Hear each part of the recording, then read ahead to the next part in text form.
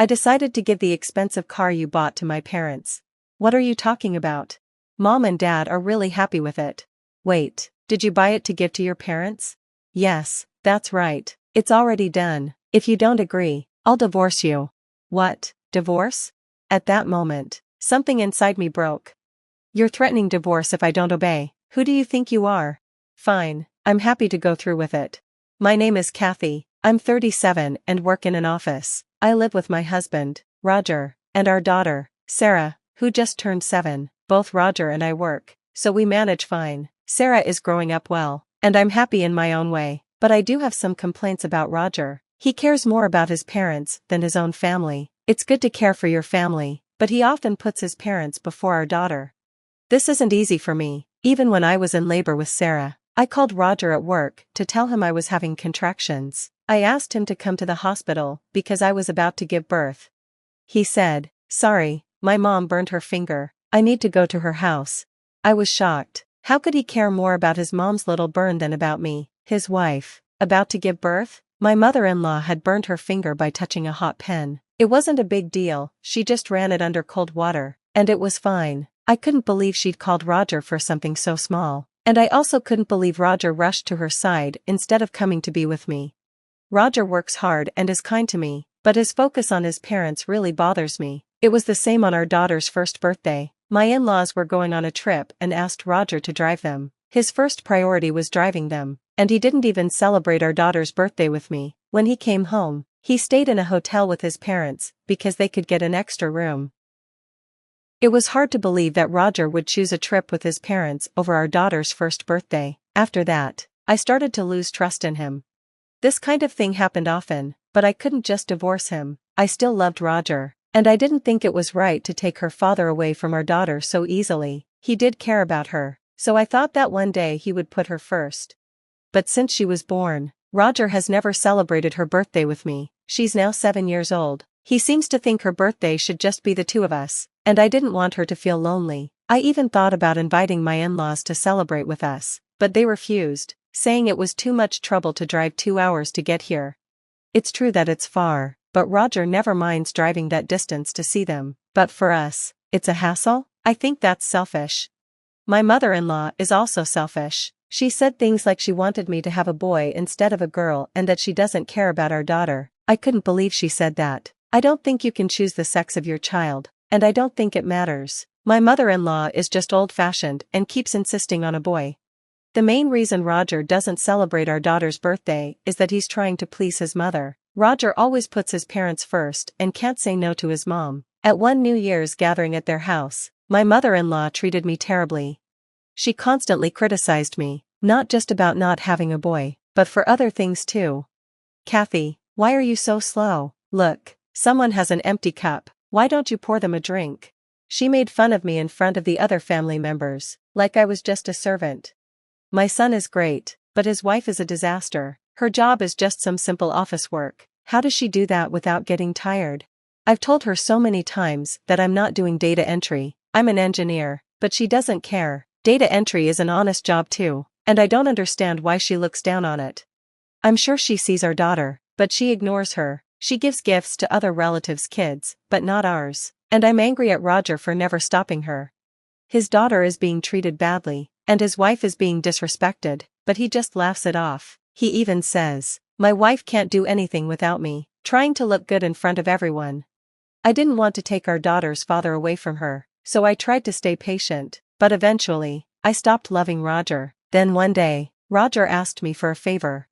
"Actually, there's something I want to buy." "What is it?" "A car." "What, a car?"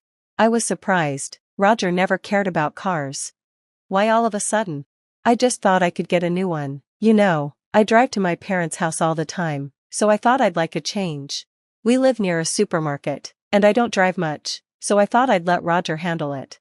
"Well, it's up to you. You use the car the most." Roger looked happy, then said with a bit of guilt, "Actually, here's the thing, I'll pick out the car, and you can pay for it." Roger wanted the car for himself but couldn't afford it, so he wanted me to pay for it. The truth is, my salary supports our family, and I don't expect Roger's salary to help. When I was on maternity leave, he didn't contribute financially at all.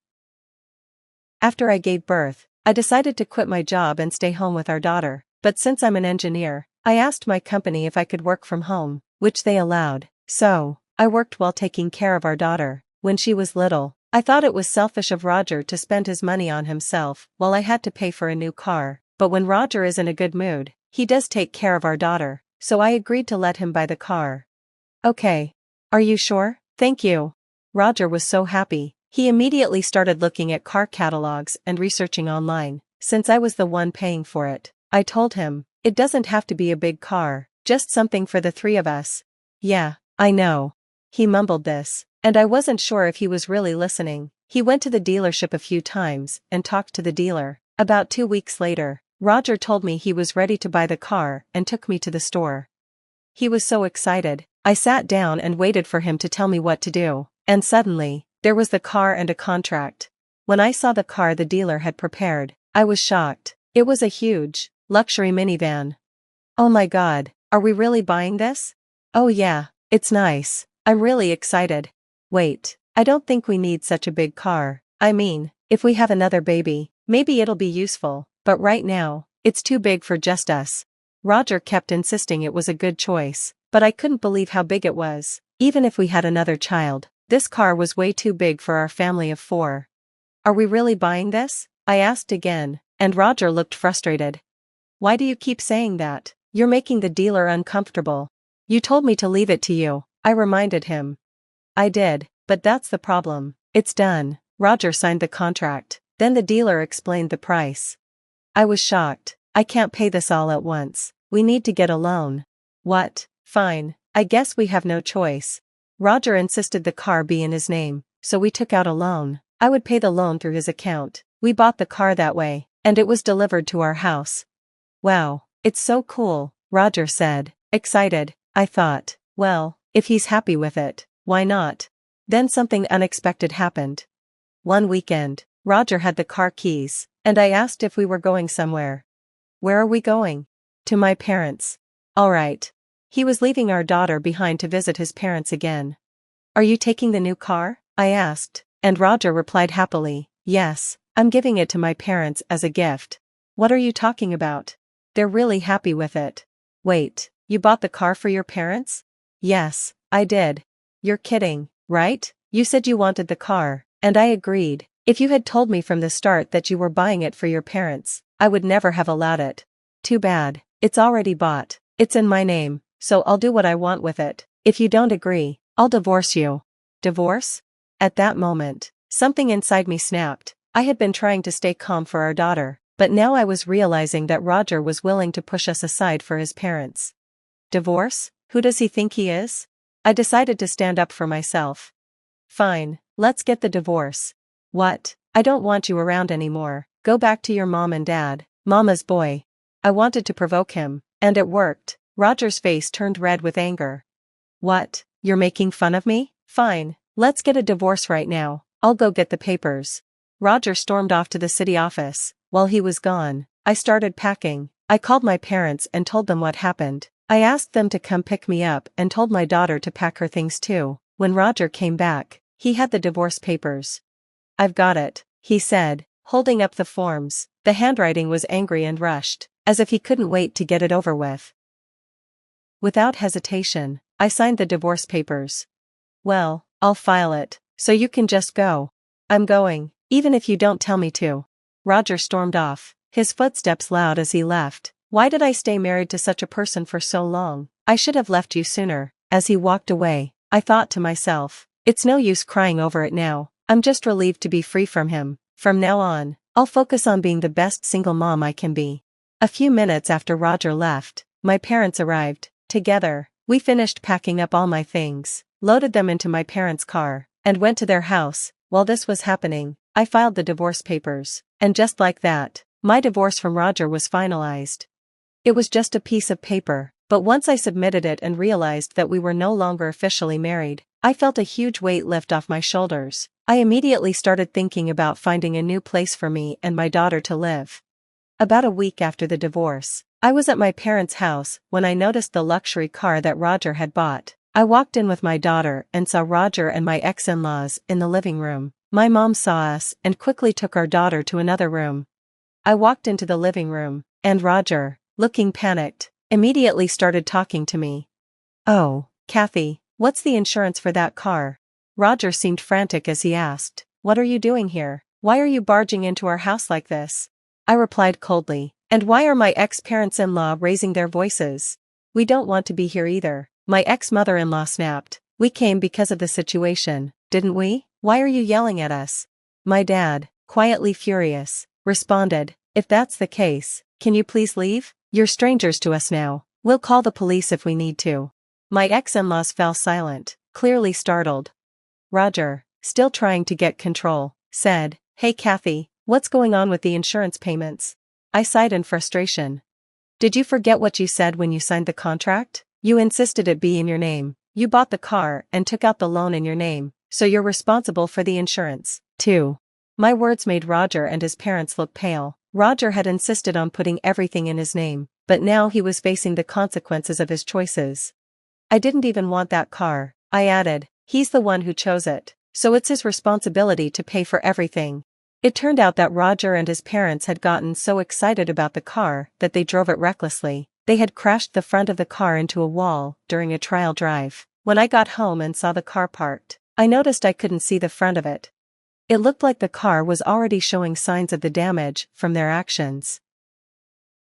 Since I wasn't paying close attention, Roger and his parents came to me for help with the car insurance. Since the car was still owned by the loan company, they would have to get it fixed under their name. Without insurance, they were responsible for all the repair costs, including the guardrail they damaged. I couldn't imagine how much it would cost to repair a luxury car, but I knew it would be expensive. In the end, Roger and his parents returned the car and were hit with a hefty repair bill. After that, I started receiving a lot of emails from Roger asking if we could get back together. One of his messages said he couldn't pay rent or utility bills and had to move back in with his parents. But his parents were treating him harshly because of the car incident. Now he doesn't want to stay at their place, but he can't live on his own due to his debts. Roger still insists on seeing our daughter, but I think that's too selfish of him. I'm ignoring his emails. Of course, I didn't tell him where we were living, and I haven't mentioned our new house. The only thing I was worried about was if our daughter would miss him. To my surprise, she doesn't seem to care and is enjoying her life. I'm focused on protecting our daughter and providing for her. I don't believe a husband should put his parents before his own family, especially when his wife is the one paying for everything and then giving a luxury car to his parents. That's just unacceptable. Roger's actions led to his own downfall, and honestly, he got what he deserved.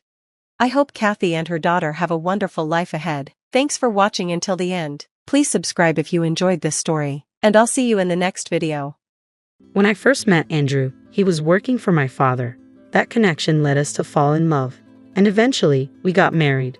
After our wedding, Andrew and I decided I would stay home, allowing me to focus on my hobbies like sewing and knitting. I loved making scarves and gloves for him every winter, gradually improving my skills until he proudly compared my creations to store-bought items. His encouragement fueled my passion, and I dreamed of sharing this hobby with our future child, a thought that always brought smiles to our faces. Andrew and I have been married for 6 years now. Though we don't have children, we found happiness in our life together. Despite his demanding job, Andrew always made an effort to spend time with me on his days off, something that meant the world to me. However, there were moments when his long hours left me feeling isolated. 3 years ago, our peaceful life was upended when I suddenly collapsed at home due to dizziness. Andrew rushed me to the hospital, and I woke to overhear him discussing my condition with the doctor. It was serious, something I would have to manage for the rest of my life. While it wasn't immediately life-threatening, the possibility of future episodes meant long hospital stays were inevitable. Despite my anxiety, Andrew was there, reassuring me. He told me not to worry and promised to visit as often as he could. During one of those hospital stays, I found myself reflecting on the many scarves and gloves I had made for him over the years, now carelessly tossed aside. Then, one day, in what seemed like a thoughtless comment, Andrew remarked, "I married you because you're the boss's daughter." His words stung deeply. A cold realization washed over me. I needed to confront him about his true feelings and how we could move forward in our marriage. Though Andrew tried to comfort me with reassuring words, the wound from his earlier comment lingered. He continued to visit me, bringing my sewing tools to help pass the time. Teaching him how to sew became a sweet distraction, and we spent hours stitching together, talking about daily trivialities. It made the monotony of hospital life more bearable, and for a while, it felt like everything might still be okay. But after about a year, his visits became less frequent. What used to be daily check-ins dwindled to every few weeks. I assumed he was overwhelmed with work and poured my energy into sewing, working on a special scarf and gloves to give him during his next visit. Anticipating my discharge by the year's end, I put all my love and longing into each stitch. When he finally came back, I eagerly handed him the gloves I had made. But instead of gratitude, I was met with a cold, detached stare. "Are you still making these?" "It's annoying," he said bluntly, pushing the scarf, still untouched, back into my hands, along with divorce papers. His words cut deeper than any physical pain. Andrew explained that he could no longer take care of me and felt it was time for us to part ways. The divorce papers were already signed, signaling the end of our journey together. Although I had sensed a change in our relationship ever since his visits became sporadic, facing the reality was utterly heart-wrenching. I had always tried to convince myself that Andrew was simply overwhelmed with work, but deep down, I knew the truth. The Andrew I once knew, kind, attentive, and supportive, would never have let work stand in the way of being there for me. When he stopped visiting without any explanation, I knew something was wrong. When I finally asked him calmly why he wanted a divorce, it wasn't out of desperation to save our relationship. I had already come to terms with the fact that I might have become a burden to him. If the compassionate Andrew I had married truly wanted to leave, I was ready to let go. Accepting this was painful but necessary, as it was clear the life we had once dreamed of together was no longer possible. As his visits became increasingly rare, I grappled with the reality that the partnership he had once promised me had become a distant memory. When I finally gathered the courage to ask him why he had changed so drastically, his answer was shockingly blunt. "Isn't it obvious? Ever since I married you, it's been one problem after another. I'm so tired of those scarves and gloves you make every year. Honestly, I only married you because your dad was my boss." His harsh laugh felt like a slap in the face. His words revealed a deep-seated resentment toward the simple joys I had cherished in our life together, joys that he now ridiculed as trivial and embarrassing. As he vented his frustrations, I noticed the luxurious, finely made scarf wrapped around his neck, one I hadn't made. It hit me then. Perhaps he had never appreciated any of the gifts I lovingly crafted for him. Maybe they had always been nothing more than an annoyance to him. The realization stung deeply. After I became ill and my father retired, it became painfully clear that Andrew no longer felt the need to keep up the facade of a caring husband. During the first year of my illness, he had visited me regularly, but now I understood it was likely more about preserving his image at work. He had gained a reputation among his colleagues as the dedicated husband, caring for his sick wife. This facade had benefited him professionally, and it seemed he had only kept it up to enhance his standing. When I confronted him about this, pointing out how his visits seemed more about maintaining his image than genuine concern for me, Andrew was momentarily caught off guard. Then, with a sheepish admission, he confirmed what I had suspected. My condition had indeed made things easier for him at work, bolstering his reputation. His candid acknowledgement shattered any remaining illusions I had. To Andrew, my worth had never been tied to our love or the life we had built. It had been tied to his career and image. I once believed we had built something meaningful, but the reality was that Andrew saw my illness as a tool to serve his own interests. This harsh truth became a turning point for me, highlighting the vast gap between the life we had promised each other and the one we were truly living. Throughout my illness, Andrew had capitalized on the sympathy and goodwill of others. He candidly admitted how mentioning my condition at work earned him extra praise for his supposed dedication and how easily he was granted breaks. If I worked late, everyone praised me for being so committed, and if I needed time off, all I had to say was "my wife is sick," he explained, without a hint of remorse. His tone was almost boastful as he added that my illness had paved the way for his upcoming promotion. He dismissed his colleagues as fools, easily manipulated by his story. As I listened, I no longer saw the man I had loved, but a stranger with a cruel smile, revealing his true nature. Resigned and fully aware of the extent of his deceit, I quietly accepted the reality of our situation. "Well, if my illness was useful to you, at least there's that. But we probably won't see each other again. Take care," I said calmly, handing him the divorce papers. He barely glanced at them before taking them and leaving without a second thought, marking the end of our marriage. After he left, the weight of it all came crashing down, and I broke down in tears, alone in the silence. Shortly after, I was discharged from the hospital and returned to my parents' home. When my father learned how Andrew had exploited my condition for his own gain, he was furious. "I never expected him to act like this," he exclaimed, shocked by Andrew's behavior. By that point, I had come to terms with the end of our marriage. I reassured my father, telling him I needed time to heal and wished to stay with them for a while. My parents were fully supportive, encouraging me to do whatever made me happy. At that moment, happiness meant being with family and finding comfort in their love and care before deciding what my next steps would be. I decided to visit our old house, but to my surprise, the front door lock was broken.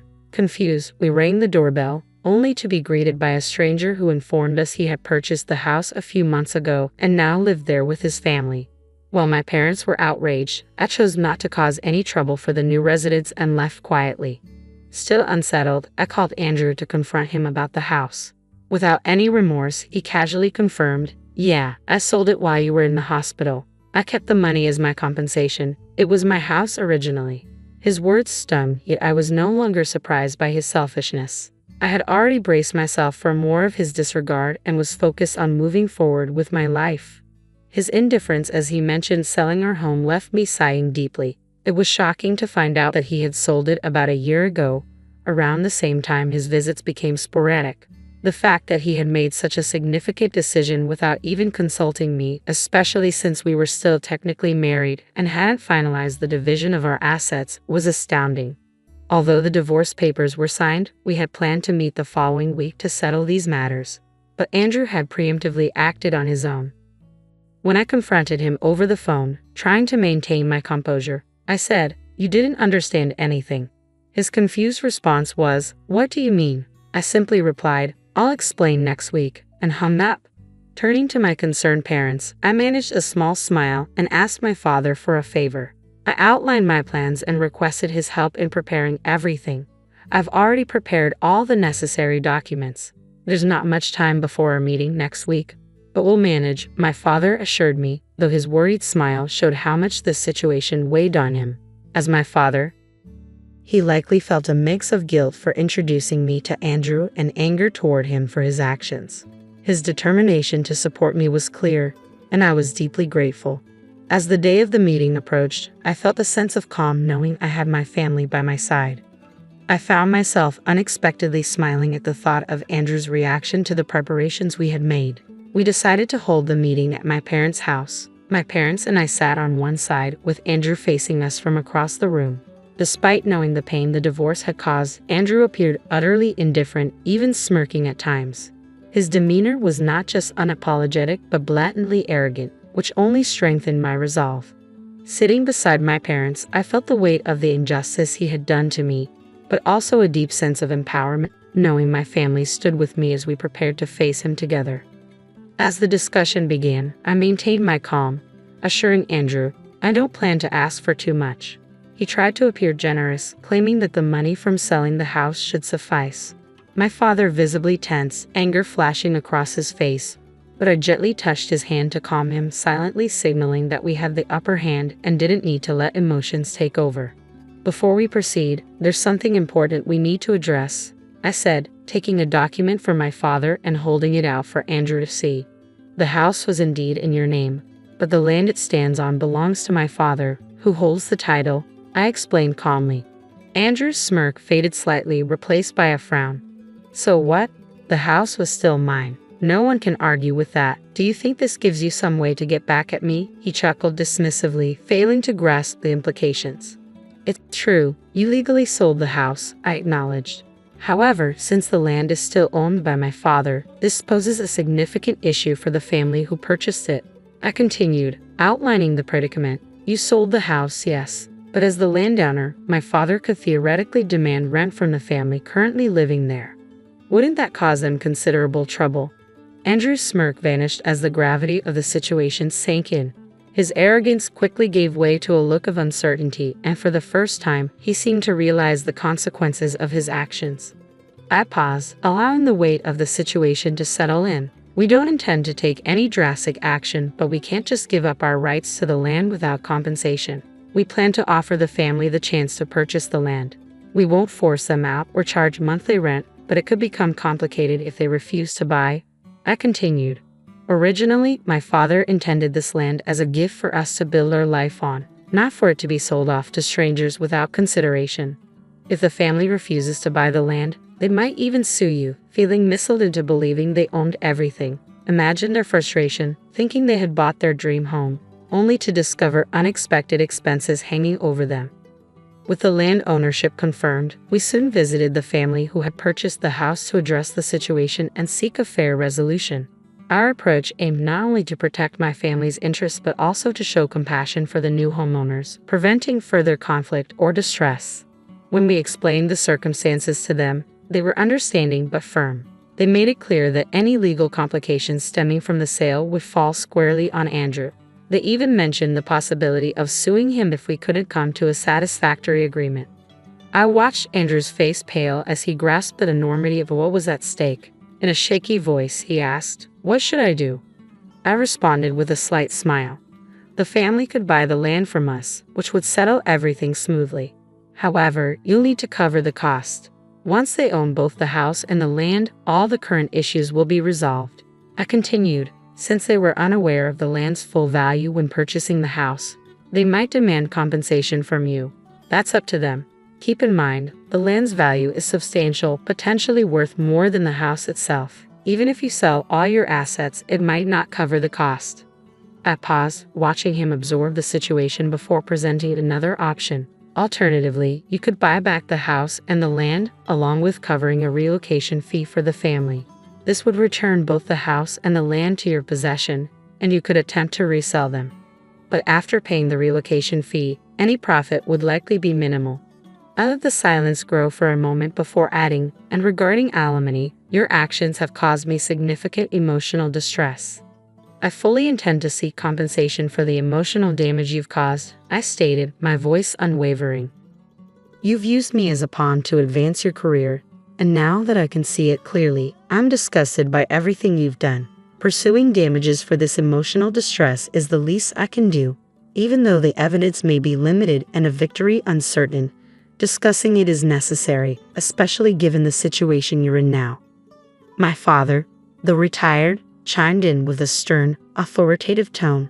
I still have many connections from my career. I've been in touch with former colleagues, and they've shared their opinions on your actions regarding my daughter. You're not only losing respect in the workplace, Andrew, people are looking down on you. He spoke with a cheerfully grim smile, and I saw the realization finally dawn on Andrew. The combination of potential legal, financial consequences, and the crumbling of his professional reputation cornered him, forcing him to confront the harsh realities he had created. The status he had built at work with me as a stepping stone was now collapsing around him. Sitting confidently across from Andrew, I clasped my hands together, smiling in a way he had never seen before, radiant, calm, and assured. Let's talk about what happens next, I began, my voice steady. Andrew, caught in the gravity of the situation, let out a strained laugh, his eyes brimming with tears. As the negotiations unfolded, it became clear that the advantage was entirely mine. He agreed to pay alimony and compensate for the land where our house once stood. We later met with the family who had purchased the house, explaining the arrangement and ensuring they were treated fairly under the new terms. In the end, the result was favorable for everyone, except Andrew. He found himself losing everything. The subtle rumors my father had sown throughout Andrew's company compounded his losses. His professional reputation eroded, halting any chance of a promotion. Isolated and overwhelmed, Andrew eventually resigned, an outcome my father shared with me later. There was a temptation to see this as karma. The gains Andrew had thought he secured through manipulation and exploitation turned out to be fleeting, crumbling under the weight of his actions. Now back at my parents' home, I found solace and purpose. I started teaching sewing classes, modestly attended by local women and children. The joy and fulfillment I derive from sharing my skills have brought me a deep sense of happiness. This unexpected turn in my life has shown me that even without the children I once dreamed of having with Andrew, I can still impart my passion and experience in ways that enrich both my life and those around me. More than anything, this journey has taught me about the resilience of the human spirit and the surprising paths that lead to true fulfillment.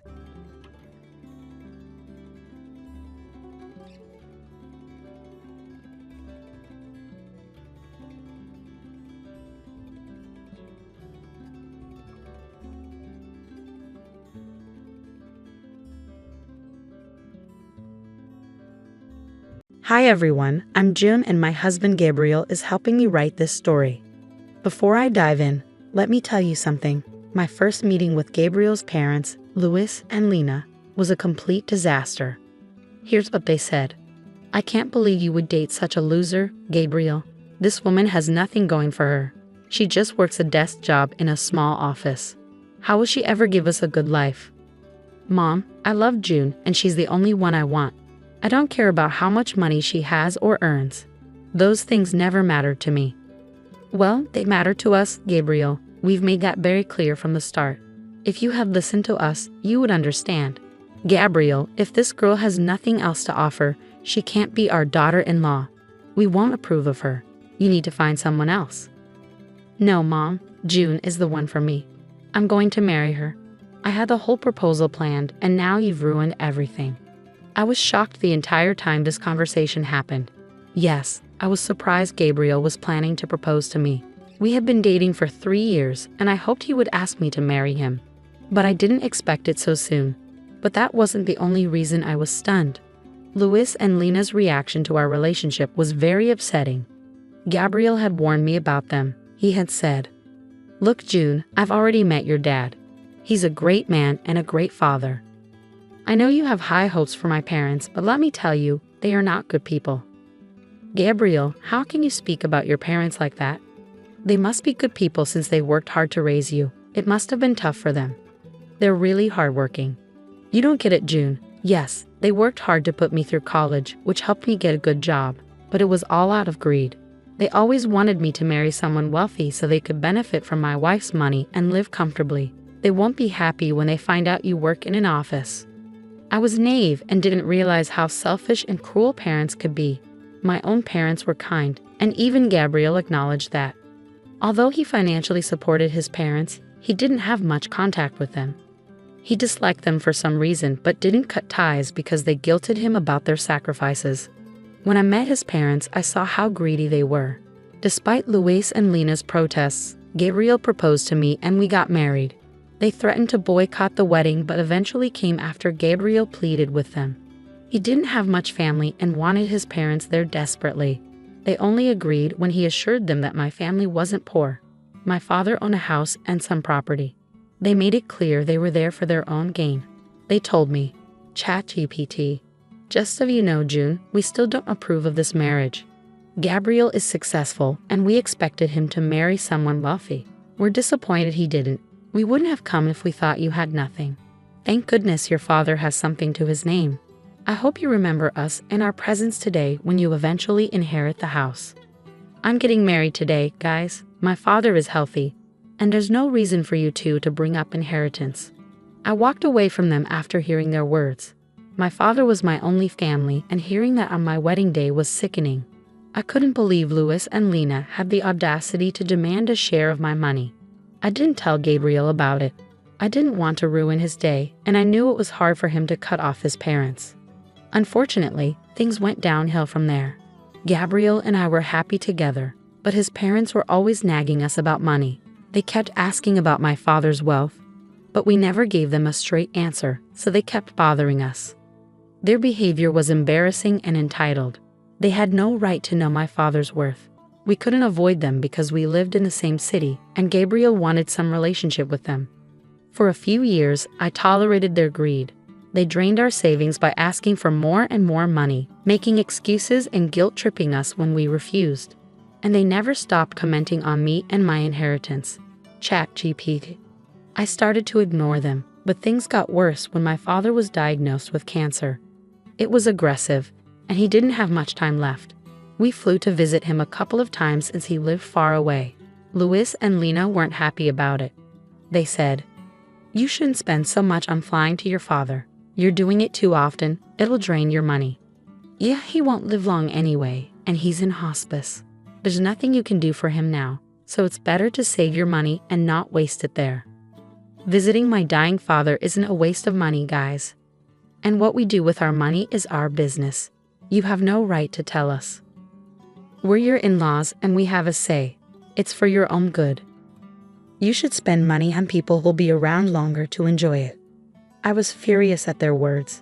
Dealing with my dad's illness was already overwhelming, and anyone who's lost a parent knows how tough it is. Louis and Lena weren't being supportive. Instead, they were subtly telling me not to see my father and to spend money on them instead. Thankfully, Gabriel stood up for me and ended the conversation. But from that day on, I was determined to set things straight. Once I was in a better place emotionally, I vowed to show them where they stood. My dad passed away about 3 months after his diagnosis. It was devastating. Even though I knew it was coming, seeing his health decline was incredibly hard to accept. Gabriel was my rock through it all. He held my hand as we arranged the funeral. Louis and Lena bombarded me with messages asking about inheritance and funeral costs. It disgusted both of us, but we didn't react. We decided they'd face consequences when we returned home. As expected, Louis and Lena were at our doorstep as soon as we got back. They pestered us with questions. So the funeral's done. I've been curious. What did you inherit? Your father must have left you the house, right? What on earth are you talking about, Lena? How is my inheritance any of your business?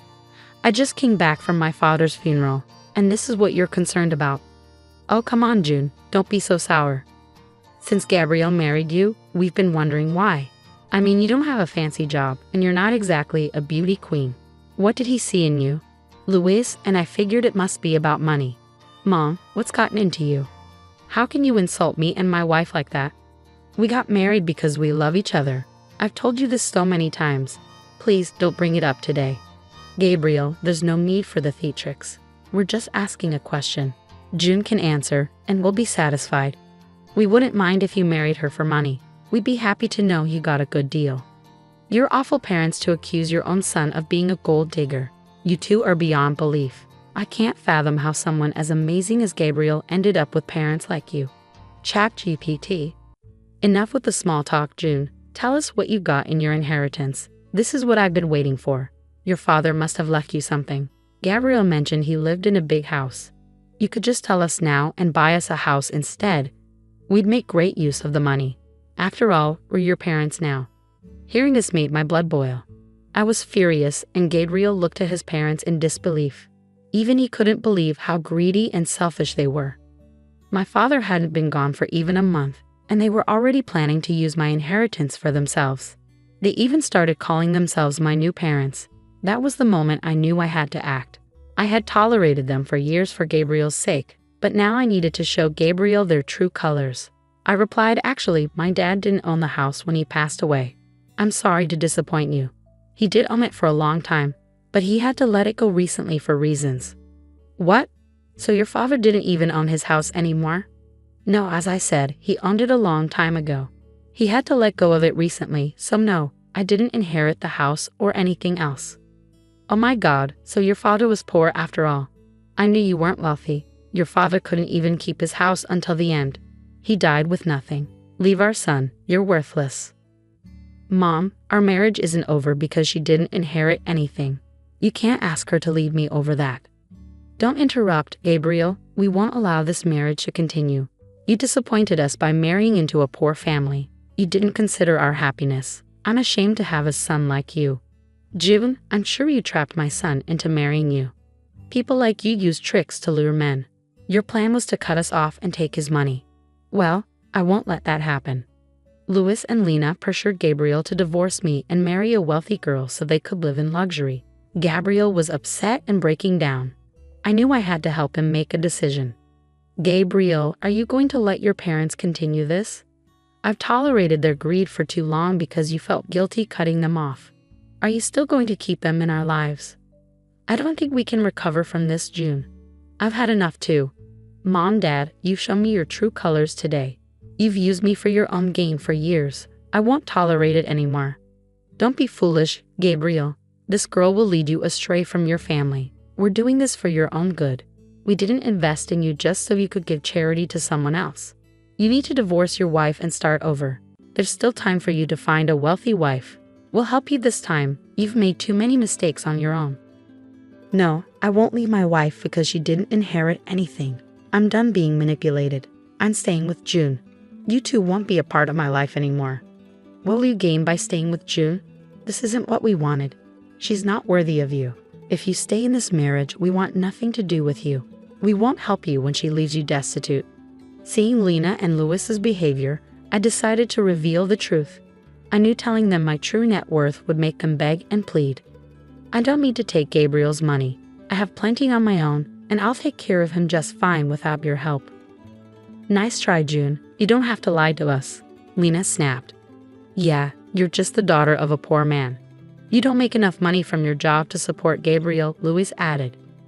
Well, actually, I have $50 million in my bank account. And no, I didn't earn it from my job.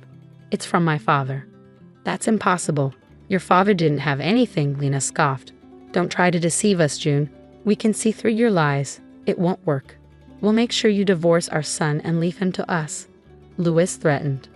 I smiled at them and glanced at Gabriel, who gave me the go-ahead. He knew me well enough to anticipate what was coming next. I opened my bank account and showed them my balance. Louis and Lena's eyebrows shot up in disbelief. They exchanged a shocked look and stammered, "No, this can't be real. You must have faked these bank statements. You said you didn't inherit anything. How? You also mentioned your father didn't own his house. Where did this money come from?" Lena demanded. What I didn't mention was that my father owned a big ranch where he lived. He sold it before he passed away and gave me an early inheritance. He didn't want me to use my own money for his care. Unlike you two. Louis and Lena couldn't believe what they were seeing or hearing. They turned to Gabriel for confirmation, and when he confirmed it, they fell silent for a moment, exchanging another look. Then their tone shifted completely. "Oh, this is wonderful news. We thought Gabriel made a mistake, but your father did right by you, June. You should have told us about this sooner," Lena exclaimed. "Yeah, we got worked up for nothing. You did marry well, son. We're so happy for you both," Louis added. With Gabriel's expression, I knew my job was done. He would handle the rest, so I held back my frustration and let him take over. I trusted him to make the right decisions, and he didn't disappoint. Gabriel was furious and unleashed his anger on his parents. "How dare you stand here and keep talking to us? You were pushing us to divorce, and now you act like June is family. How could you? We didn't know her net worth back then, Gabriel. She hid the truth from us. How are we supposed to know she's actually rich?" Louis pleaded. "Yeah, June, we're sorry for assuming the worst. You surprised us. Can we move past this now that you've got an apology?" Lena added. "No, absolutely not. I won't forgive you for what you did today. I just buried my father, and you didn't let me grieve in peace. I'll never forget or forgive this. It's enough. Since you think so little of me, you don't deserve to be in my life. Get out of my house and don't come back. Starting next month, you're on your own. I won't be helping you financially anymore. You don't deserve it after today." After Gabriel's ultimatum, Louis and Lena went ballistic, begging and pleading for us not to cut them off. But neither Gabriel nor I paid them any mind. Gabriel was so angry that he threatened to call the police if they didn't leave our house.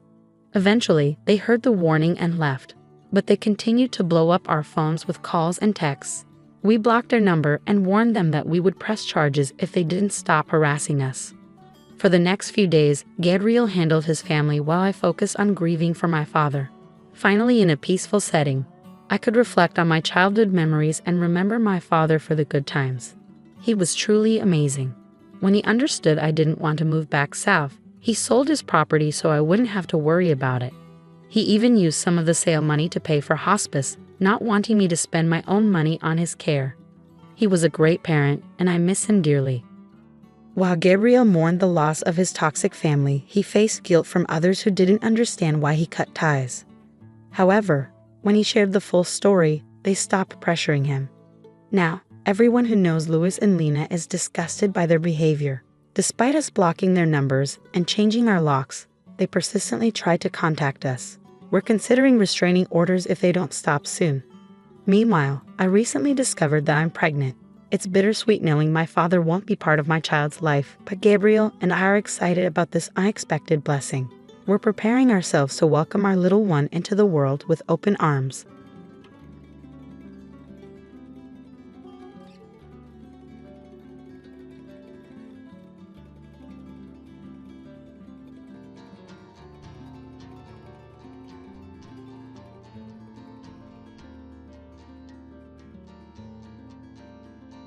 That worthless wife. Just discard her before we land in real trouble. As soon as they assumed I was asleep, my husband and his mother underwent a complete shift in their attitudes. Initially leaving home under the pretext of safeguarding their assets, they shamelessly returned, unleashing chaos. When I confronted them with reality, my name is Daisy, 30 years old, engaged to Brad after a 5-year courtship, living with his parents, the true nature of my husband and his mother became evident. Despite our initial agreement to purchase our own house after having our first child, almost 2 years had passed, and we were still residing with his parents. In this extended stay with my husband, his mother, and his younger brother, concerns about me surfaced among those around us. My parents lived at a considerable distance, requiring air travel, expressing regret that they couldn't provide assistance. Despite this, my relationship with my husband and mother-in-law remained strong, seemingly immune to the typical conflicts between mother-in-law and daughter-in-law. I was content until one day, an accident left me hospitalized with a broken bone. Initially, my husband and mother-in-law visited daily, displaying genuine concern. However, their visits dwindled to once a week, and their attitude took a drastic turn. Overhearing a conversation they thought I was oblivious to, my husband and mother-in-law expressed disappointment in me. The accident had rendered me unable to perform household chores or contribute financially. In their eyes, I transformed from a wife to a burden, with the idea of having children becoming even more distant. Their conversation continued, dismissing the purpose of our marriage, claiming that I was meant to serve as a maid and caregiver. Frustrated by the inconvenience, they discussed the possibility of divorcing me. Unbeknownst to them, I heard it all while pretending to be asleep. From that point on, their demeanor towards me grew increasingly cold. My husband's visits became sporadic, and my mother-in-law's comments were laced with disdain. The only solace came from my brother-in-law, who continued to assist me with daily tasks and offered emotional support during my hospitalization. Although physical therapy was challenging, my brother-in-law's presence helped me persevere. Despite my progress, when I shared news of potential lingering issues with my husband and mother-in-law, they argued over my fate, blaming me for their troubles. In reality, I had been caring for my father-in-law for 5 years, a responsibility I undertook while dating my husband. Why don't you live together since you are both going to get married anyway? Yeah, it's a great idea. We can save money by living together and then get married when we're settled. When I hesitated, they reassured me, it's okay. We have plenty of rooms and we won't invade your privacy. Plus, you don't need to pay rent. You want to marry my son, right? How could I refuse? But in return, we have a favor to ask, Daisy. While you're working from home, can you look after our father who needs care? It's only for 4 to 5 hours during the day when my mother is out for her part-time job. We also have my brother, so the two of you can work together. My brother-in-law was also working from home, so Yi and I teamed up to take care of my father-in-law in the house. My father-in-law and brother-in-law were very close. My father-in-law had a hobby of collecting furniture and even had a separate house just for it. My brother-in-law and I always enjoyed hearing about his hobby. My father-in-law loved his caring son, Regan. Eventually, my father-in-law's health began to decline, and after years of care, he passed away. After that, my husband proposed to me, saying, "Thank you for always taking care of my father. Let's continue to be together. Let's get married." Despite having worked hard on housework and caregiving, the moment I became immobile, my husband and mother-in-law's attitude towards me became as if I were worthless. Even I, normally composed, was infuriated. Force me, Please pay what you're supposed to. Well, I don't want any trouble, so I'll give you the house. Let's waive the other division of property. I wondered if he would really give me the house. But since my father-in-law had left a substantial inheritance, it was divided among my mother-in-law, Brad, and Regan. The inheritance amounted to approximately $300,000 each, so he seemed to have enough assets. Regan was tasked with handling all paperwork with the executor and had to visit the court several times, which was quite a hassle. No way, we can't give away the house. If we divide the property, I'll lose half my savings. It's just a wastefully large house in the countryside. Even if we give it away, it's not an issue. Even at the highest estimate, it's only worth about $100,000, plus various fees will be deducted when we sell it. It's cheaper than losing half my savings. Well, if you say so, Brad, but what if she demands more later? What if rumors spread in the neighborhood because we abandoned her? The two debated what to do with me. Then I'll take her in, Regan, Brad's brother, interrupted. Why would you go out of your way to do that? Ah, you've been interested in Daisy, haven't you? That's why you're so willing. You can have her if you want, but she's no longer of any use to us. Don't ask to take Daisy and the house back later, okay? Why would I? I just hope you won't come asking for money later. And remember, you can't return damaged goods. Brad and Regan signed papers and arranged to formally change the property title through a lawyer. I'll take out some money for my savings, so why don't you find a younger, healthier, and prettier woman to marry and build a better house? Sounds good? Hey, Daisy, get a lawyer to file for our divorce quickly. They said they'd stay in a hotel for a while and left the room. Regan and I silently saw them off. I had to find a lawyer to file for our divorce first. Regan helped me to file for the divorce, and in a few days, Brad and I became complete strangers. A week later, Brad and my mother-in-law packed their belongings and left the house. It seemed peculiar that Regan, Brad's brother, continued to visit me after I divorced his brother.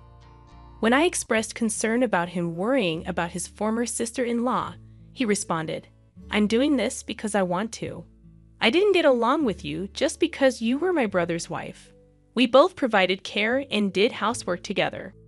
We've talked a lot more in these 7 years than you ever did with my brother. We're friends, aren't we?"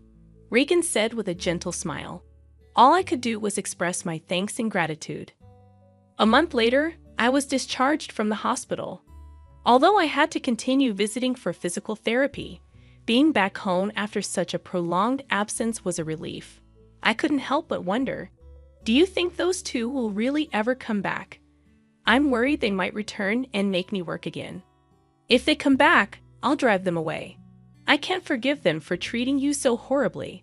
Plus, they have no right to return to this house, Regan reassured. Despite still being unable to move as before, Regan took care of most household chores.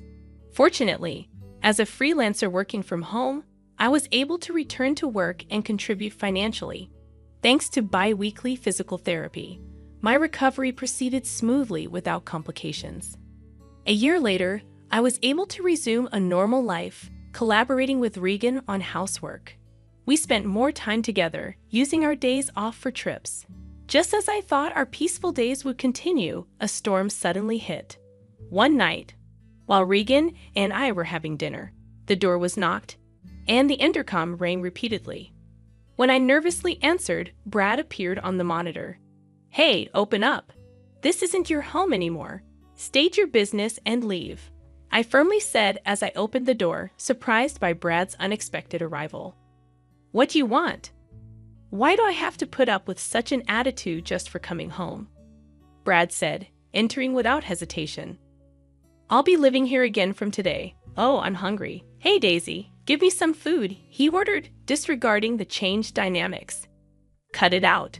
Why are you here?" I asked, bewildered. Brad explained.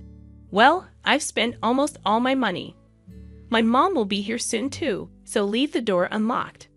Remaining silent, I heard him say, "Oh, you're all healed up, huh? That's great. Let's get back together. You must have had a hard time without me," as he persisted in his mistaken belief. He approached me with a disgusting familiarity, and the sheer audacity of his actions made me feel sick. Stop it. I divorced you. And I don't care about you anymore. Don't get cocky. You've been living on my money all this time, and you can't do anything but housework. Just shut up and do as I say, Brad shouted at me. Just then, the door opened, and his mother arrived, criticizing the unlocked door as careless. What's going on? She's been getting cheeky, so I was giving her a bit of education. She's grown thick-skinned in the year we've been away, Brad explained.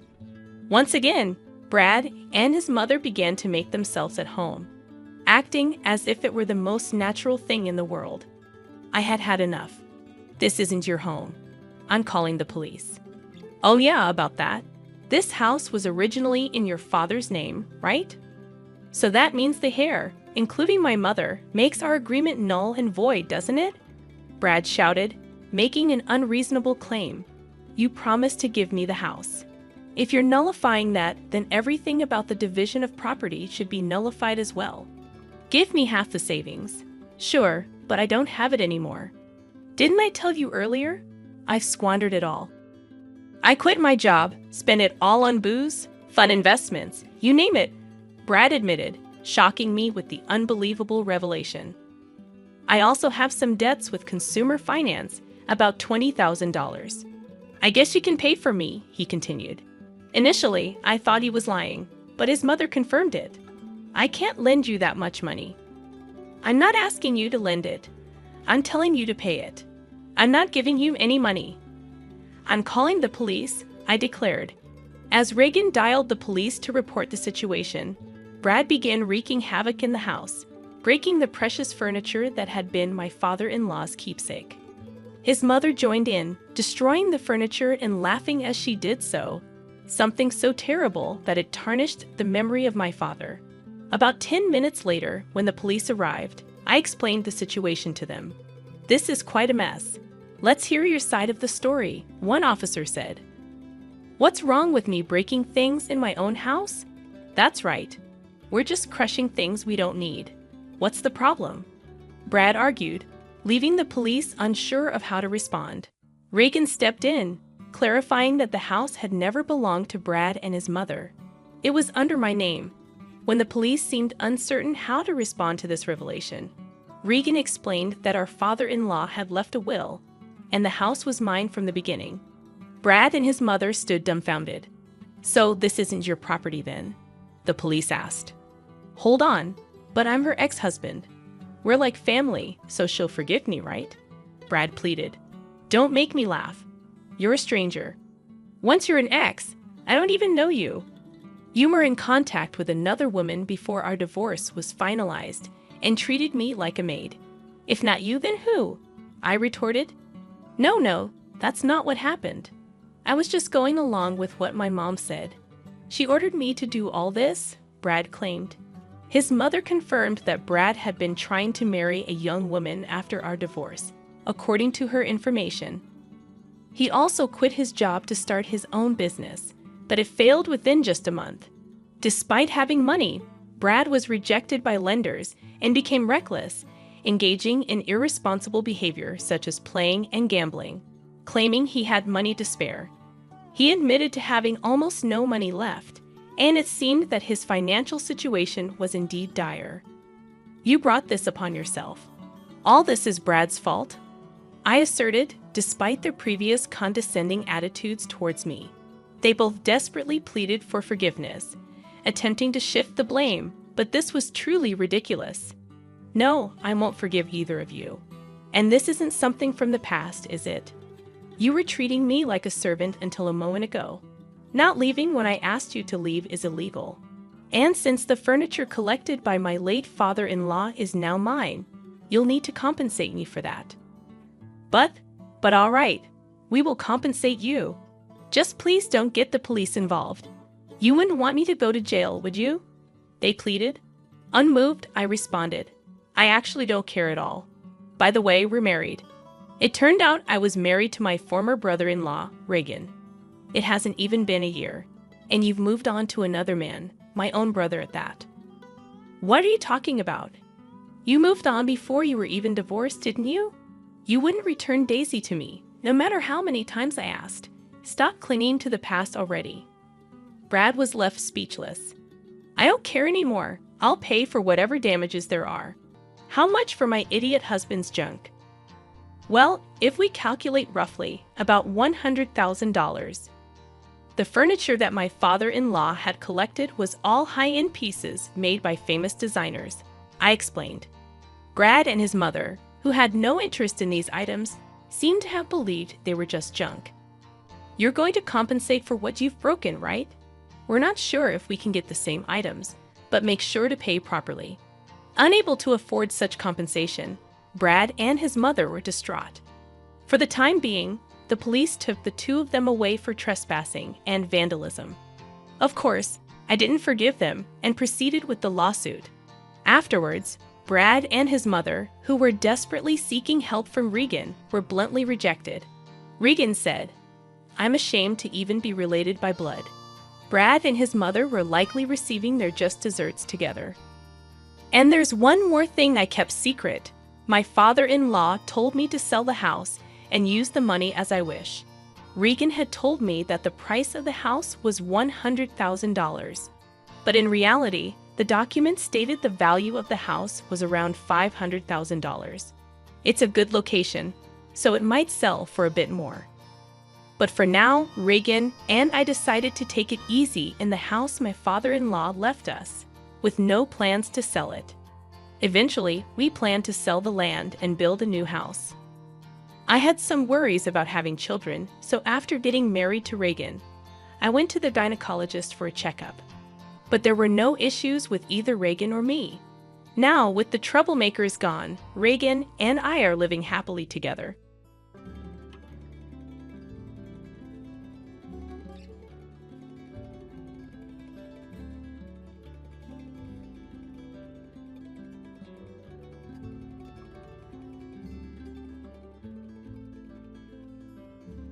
Hello, my name is Sandra, and I'm 35 years old. I work in an office and currently live with my husband, Matthew, and his mother in their family home. Despite being married, I often feel a sense of emptiness in my relationship due to the relentless bullying from my mother-in-law, which never seems to improve. Matthew and I first met through our jobs. Our companies were collaborators, which led us to work closely on various projects. As we spent more time together, our relationship blossomed, and we began going out for meals and enjoying dates. After a year of dating, Matthew proposed, and we tied the knot when I was 32. At first, our marriage was blissful, just the two of us, exploring life together.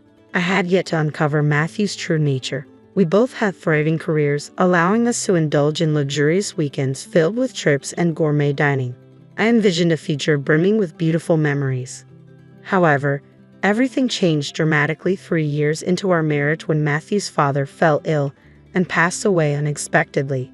Overwhelmed by grief, Matthew suggested we move in with his mother. I was taken aback by this idea. While I sympathized with her loss, we had only been married for 3 years, and I cherished our independence as a couple. In the wake of these events, my relationship with my mother-in-law soared. Her treatment of me became increasingly harsh, making our living situation unbearable. In an unexpected twist, she handed me divorce papers, claiming it would be best for everyone if Matthew and I separated. Confused and heartbroken, I decided to take a break and stayed with my parents for a month to gather my thoughts and seek advice from my father. During this time, I took the difficult step of filing for divorce.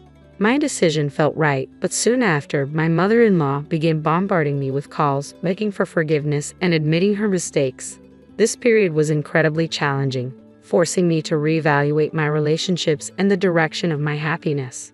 As I navigated these turbulent waters, I learned the importance of setting boundaries and prioritizing my well-being amid familial pressures. Matthew expressed a strong desire to remain close to his mother after his father's death, feeling a deep responsibility to care for her as her only son. And her only son, he often said, "So I feel like I need to take care of her as much as I can," he told me, his voice heavy with a sense of duty that was only intensified by his regret for not being more attentive to his father before he passed away. Watching Matthew grapple with the weight of his father's death, I felt compelled to support him, even though I had reservations about moving in with his mother. Soon, we made the transition to my mother-in-law's house. Upon our arrival, she expressed her relief with warmth. "It's good of you to be here," she said, beaming at Matthew. "You don't have to worry anymore now that we're here," he reassured her. Her response was filled with gratitude. "Thank you, dear. I'll take care of you both from now on." While Matthew appreciated her words, I sensed a chill in the air whenever I was involved. After settling in, we joined my mother-in-law in the living room, where she had prepared an array of treats from her bakery featuring her beloved almond paste. Matthew's eyes sparkled with childlike glee as he praised the delicacies, and for a moment, I couldn't help but share in his joy. However, the atmosphere shifted when my mother-in-law turned to me, her expression icy. "Sandra, are you all right? Why do you look so lost?" Her tone was brisk as she suggested we make some coffee to accompany the pastries. As I fumbled to find the coffee supplies, she remarked snidely, "Where are the coffee pots and things? You're so useless, aren't you?"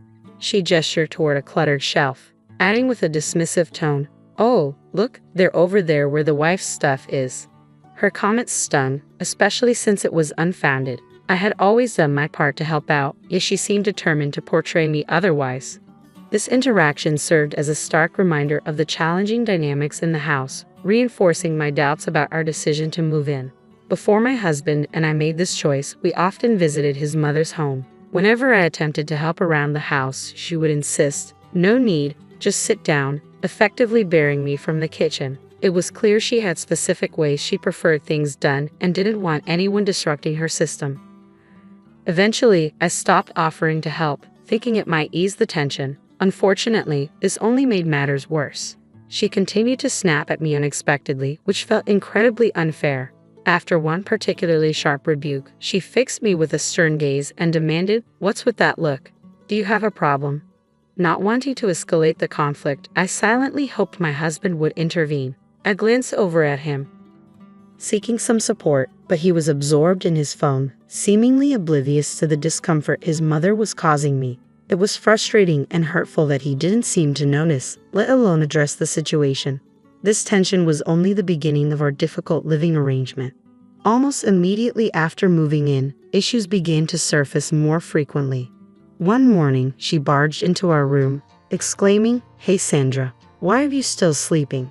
I glanced at my phone, surprised to see it was only 6:00 a.m. I replied, slightly confused, "It's only 6:00 in the morning." Unfazed, she retorted, "So what? You should be up making breakfast and preparing Matthew's lunch. And don't forget, you're supposed to clean the bathroom every day." Her expectations startled me. I typically didn't make lunch for my husband since we often skipped breakfast due to not being morning eaters. Moreover, cleaning the bathroom before heading to work felt impractical and exhausting. The demands of waking up early to complete all these tasks seemed unreasonable and overwhelming. As I hesitated to respond to my mother-in-law's early morning demands, she grew increasingly irritated, questioning my capabilities and upbringing. "Why are you just standing there? Hurry up. What kind of upbringing did you have to become so useless?" Her harsh words cut deep, igniting a mix of anger and determination within me. In response, I resolved to meet her expectations head-on. From that point forward, I began waking up at 6:00 a.m. every day, preparing not just basic meals but also more elaborate dishes for breakfast and lunch for both my husband and me. I made it a point to keep the bathroom impeccably clean, and to my surprise, I found a sense of satisfaction in maintaining a spotless space. It felt good to create an inviting environment. My husband noticed my efforts and often expressed his gratitude for the meals and the cleanliness. However, despite my increased efforts, my mother-in-law's attitude did not improve. Instead, her demands escalated. One day, she would crave Japanese cuisine, only to switch to French the next, insisting on homemade pizza and freshly cooked pasta paired with red wine from upscale shops. These requests came with the tone of a special occasion, yet they quickly became daily expectations.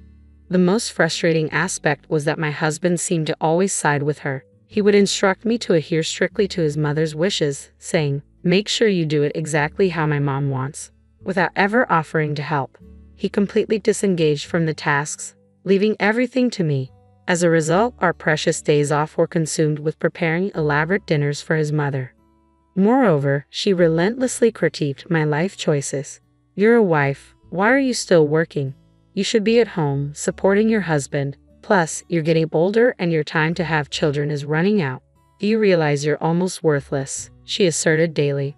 Her words were not only demanding but deeply hurtful, causing me to reflect on her character and wonder about the kind of upbringing that shaped such a harsh personality. Her constant criticisms made me question the sustainability of living under such scrutiny and pressure. One particularly stressful day, compounded by work and the ongoing tension with my mother-in-law, my husband confronted me with an accusation. My mom says you're neglecting the housework. Is that true? You never listen to me and always act defiantly. I used to appreciate the lunches you made every day, but now it's all frozen food, Matthew said, his voice laced with disappointment. Do you believe what your mom says? Of course I believe her. Why wouldn't I? Are you suggesting my mom is lying? His tone sharpened, dripping with accusation. You're acting terribly as a wife. Can't you fulfill your role properly? I was furious at his lack of understanding and support. What are you talking about? Just look for yourself. I make homemade lunches, clean, do laundry, and cook dinner every day. My frustration boiled over. I'm telling you to stop lying. What mom says is true, Matthew snapped, dismissing my efforts as if they were inconsequential. You're acting crazy. Crazy? You're such a mama's boy. What are you even saying? You never believe me or help me with anything. I shot back, the argument escalating quickly. His face flushed with anger, and our exchange marked a significant deterioration in our relationship. From that day on, home became increasingly challenging. Whenever my mother-in-law criticized or harassed me, Matthew began echoing her insults. Hey, is dinner ready? I just got home. Hurry up, he demanded one evening as soon as he walked through the door. You're so slow and useless, my mother-in-law added, her words hitting me like daggers. As they berated me, I muttered under my breath. You're both failures, feeling exhausted and isolated. They then decided to go out to eat together. Never mind, let's just go out to eat, Matthew suggested abruptly. That sounds good. Let's go, my mother-in-law agreed enthusiastically. I was left behind, completely excluded from the outing, a clear sign of how disconnected I had become from what was supposed to be my family. Each day, I endured insults and belittlement from both of them, making me question the viability of staying in such a marriage. Was enduring this relentless negativity really worth it? It was then that life handed me an unexpected chance to change everything. As I pondered this new opportunity, a flicker of hope ignited within me. I finally realized that I didn't have to endure the toxic environment created by my husband and mother-in-law any longer. Their usual taunts persisted, unabated. You're worthless as a daughter-in-law. I can't fathom how my son ended up marrying you, my mother-in-law scolded, with Matthew smirking beside her, clearly enjoying the moment. Seizing the opportunity, I stood up with unwavering resolve. I'm going back to my parents' house for a month, I announced. They both stared at me, their faces a mixture of surprise and anger. What about the house? What if there's a fire? My husband exclaimed, panic evident in his voice. You're being incredibly irresponsible. If you leave, then just divorce my son, my mother-in-law shouted, her anger palpable as she yanked open a drawer and pulled out divorce papers, thrusting them at me. Go ahead, sign them, she challenged. Oh, Mom, you're prepared for this, Matthew remarked, clearly taken aback. That's right, you have no choice but to obey us. If you don't like it, then get a divorce, my mother-in-law asserted, convinced of her control. Fine, let's get divorced then, I responded decisively, surprising them both. Their eyes widened in shock at my firm stance, but I ignored their reactions and began filling out the divorce papers. I'm done with my part, so please leave quickly, I told them, my voice steady. Matthew blinked in disbelief, unable to reconcile the woman standing before him with the one he thought he could easily manipulate. Was that earlier just a bluff? That's lame, he muttered, struggling to grasp that I was genuinely reclaiming my life and independence. When I insisted on finalizing the divorce, Matthew's demeanor shifted dramatically. He glared at me sharply. Don't mess around. I'm serious, I asserted, my resolve unwavering. Without another word, Matthew snatched the divorce papers from my hands and swiftly filled in his section. He slammed the papers down on the table. Is this good enough? He asked, his tone bitter. Even if you want to take it back, it's too late. Oh well, this means it's over for you too, he declared, attempting to mask his dismay with bravado. a cold laugh escaping him. My mother-in-law chimed in my heart, it's over for you guys. But I thought to myself, it's truly over for you. With no further delay, I left their house and immediately submitted the divorce papers. When I returned to my parents' home, I recounted everything to my father, who was deeply shocked but promised to support me in whatever actions were necessary. A month later, my phone was inundated with calls from my mother-in-law. "Hello, what do you want?" I answered, my tone icy. "We're strangers now," she replied, her voice pleading. "Please don't say that. Matthew and I are in a difficult situation." Her words dripped with insincerity. "Oh, really? That must be tough for you," I replied curtly. Her response was predictably sarcastic, revealing the true colors of our fractured relationship. "I haven't said anything yet. I'd rather end this call. Can I hang up?" I pressed, eager to disconnect. "Wait, I have a favor to ask. Can you talk to your father?" she implored, her voice tinged with desperation. "Why should I, after everything you and Matthew put me through?" I shot back, irritation bubbling to the surface. "I'm sorry about that," she replied, attempting to mend bridges. "I didn't realize your father's company is an important business partner of Matthew's." Her words hit me hard. It turned out my father ran a successful company that had dealings with Matthew's. We probably discussed this before getting married, but at that time, my father-in-law was still alive, and my mother-in-law hadn't felt the need to involve herself in those discussions. As for Matthew, it was strange that he didn't remember, but perhaps he had forgotten while siding with his mother and criticizing me. When my father decided to sever business ties, Matthew's company offered to continue the contract by letting him go, resulting in his job loss. This turn of events highlighted the consequences of their actions and how my departure had set everything in motion. Matthew had ambitious plans to remodel our family home, anticipating us living together long-term. To finance these renovations, he had taken out a substantial loan. However, with his recent unemployment, managing the repayments became nearly impossible. Up until our divorce, I had contributed my fair share to our living expenses, which had helped keep us afloat financially. Now, with the divorce finalized, Matthew and my mother-in-law found themselves in a precarious situation. "Why did you feel the need to show off by remodeling the house, Matthew? You're so proud, just like your mother."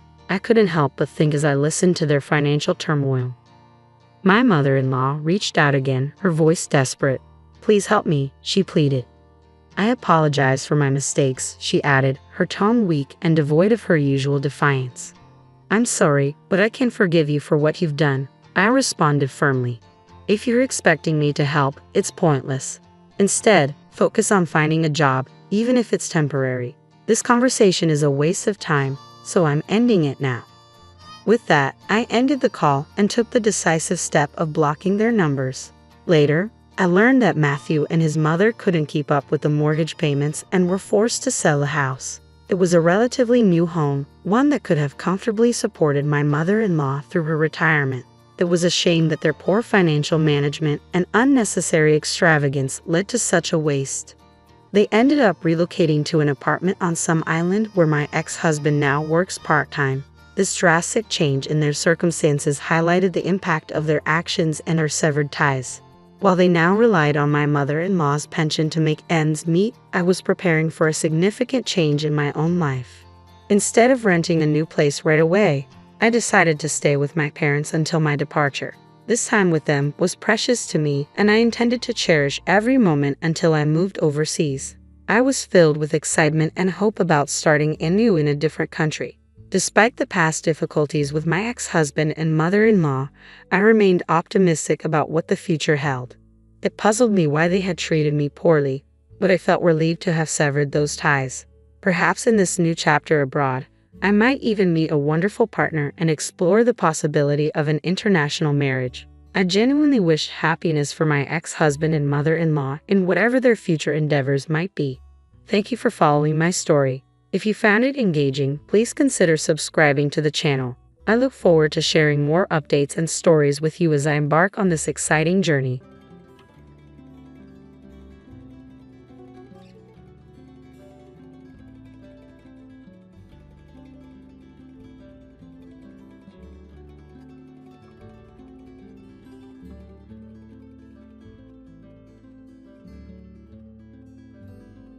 I'm Sarah, a digital artist by profession, and someone who takes solace in the comfort of my home.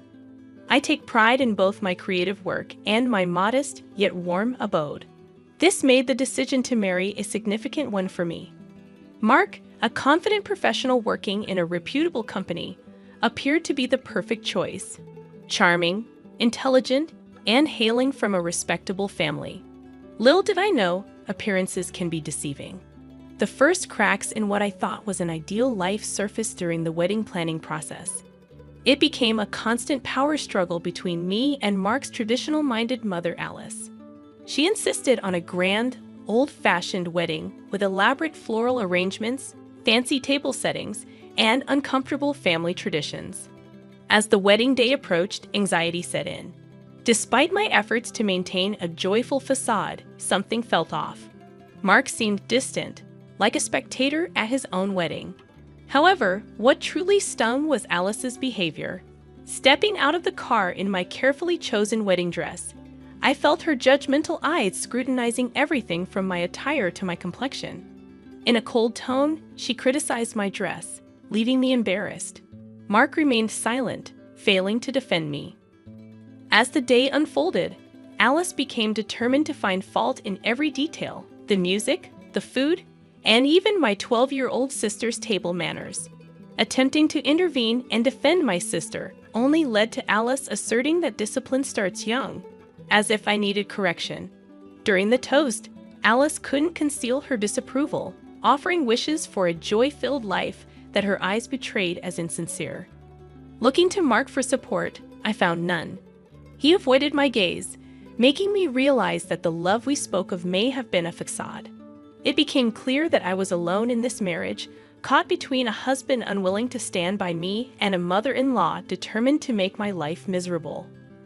Our wedding day, meant to mark the beginning of a happy life together, felt more like the opening chapter of a somber tale as we departed for our honeymoon. I clutched my bouquet tightly, using it as a makeshift shield, fully aware that more challenges lay ahead. The wedding, instead of being a joyous celebration, felt like a forewarning of the difficulties that awaited us. After a strangely quiet honeymoon, Mark and I moved into my house. Initially excited about the prospect of married life filled with love and happiness, my optimism waned when I realized that Alice, Mark's mother, considered my home a territory she needed to control. Within a few weeks of our marriage, Alice started making unannounced visits, asserting herself as if she owned the place. Each visit was rife with criticism and passive-aggressive comments, turning my once peaceful home into a battleground. One evening, I eagerly prepared dinner using a new recipe I had found online, hoping to share it with Mark. However, when Alice saw it, she wrinkled her nose and insulted my cooking skills. Despite my attempts to explain, she mocked me, and to my dismay, Mark sided with her. On another occasion, Alice criticized my living room decorations, claiming they clashed with the furniture. Despite the effort I had put into it, she made fun of my choices, and once again, Mark didn't stand up for me. Instead, he suggested that I could use Alice's help next time, making me feel like my home was being taken over. The painful realization struck me that the man who promised to support me not only allowed this emotional harm, but also joined in. Feeling utterly alone, I couldn't comprehend the depth of the isolation I experienced. Both Mark and Alice seemed determined to disrupt the peace I had cherished in my home. Hoping for improvement, I longed for Mark's support, and I naively believed that Alice might grow tired of bitterness. However, my hopes were shattered when one evening, Alice arrived at our door with bags and boxes, declaring that she was moving in with us. Shocked, I questioned Mark about this decision, but he seemed fine with it. As Alice began unpacking, treating her move as a final decision, I pulled Mark aside, my hands shaking with a mix of anger and disbelief. I expressed to him that it simply couldn't happen. Our marriage was already strained, and Alice moving in would only exacerbate the situation. Mark sided with his mother, insisting that we needed to adjust to her presence. Frustrated, I questioned when he would adjust for me and stand up for our home and marriage. Mark avoided my gaze, claiming it would be rude to ask her to leave, and so, Alice moved in, plunging me deeper into my nightmare. Her relentless criticism extended to everything, from how I arranged the furniture to how I did the laundry, and even how I breathed. Mark remained silent, allowing her behavior to persist. Yet it wasn't just the constant nitpicking that wore me down. I stumbled upon a bag of prescription medications hidden in the kitchen one day, pills for anxiety, depression, and sleep disorders. When I confronted Alice about it, she became angry, asserting that I had no right to snoop around. Mark sided with her, claiming they were her private matters. It was a colossal betrayal, leaving me feeling numb. It became evident that Alice wasn't merely a difficult mother-in-law. She was akin to a predator, dismantling my defenses and seizing control of my life. Mark wasn't just distant or uninterested. He was part of the problem, contributing to the destruction of our marriage. In that moment, as I witnessed Alice's smug smile and Mark avoiding my gaze, I made a pivotal decision. I refused to be a passive spectator to this tragedy unfolding before me. It was time to take charge of my life, even if it meant distancing myself from those who were supposed to be my family. However, fate had another surprise in store for me, pushing me to finally put an end to the act my life had become. After Alice unexpectedly moved into my home, my life transformed into a never-ending nightmare. She scrutinized my every move, critiqued me for the smallest things, and her presence loomed over me like a dark cloud. Personal attacks became the norm, insulting my love, looks, intelligence, and even questioning my abilities as a spouse. One evening in the living room, Alice launched an attack on my career, or what she perceived as a lack thereof. According to her, a good wife should have a job, and she doubted I could do anything worthwhile. I defended myself, asserting that I did indeed have a job, and my income played a crucial role in our household. However, Alice remained unconvinced, questioning why we resided in my modest house instead of a grander one that reflected her son's dignity. Before I could respond, Mark, who had been absorbed in his phone, sided with his mother. He remarked that I could do more, and we could aspire to a better life. It stung deeply, feeling like a profound betrayal. Mark left the room, and in a hushed tone, Alice whispered, "He'll always be my son. You're just the girl he settled for." Turning away, I grappled with a mix of anger and embarrassment. As I gazed at our wedding photo, I pondered how my love story had transformed into a cruel drama. The nightmare intensified when I discovered an unidentified packet of pills hidden in the kitchen. Confronting Alice led to her anger, dismissing it as none of my business. When Mark entered the room, he scolded me for snooping, revealing there was no us in this marriage. Mark wasn't merely failing to protect me, he was taking Alice's side. I felt like a stranger in my own home, suffocating under their combined disapproval. Yet their actions fueled my determination not to be broken. I would endure this nightmare. Then, an unexpected opportunity arose. Mark's friend Jake invited us to a party, and despite my reservations, I was coerced into attending. The request felt more like an order, and we found ourselves at Jake's lavish house. The party offered a stark contrast to the tense atmosphere at home, providing a temporary escape from Alice's grip and the strained relationship with Mark.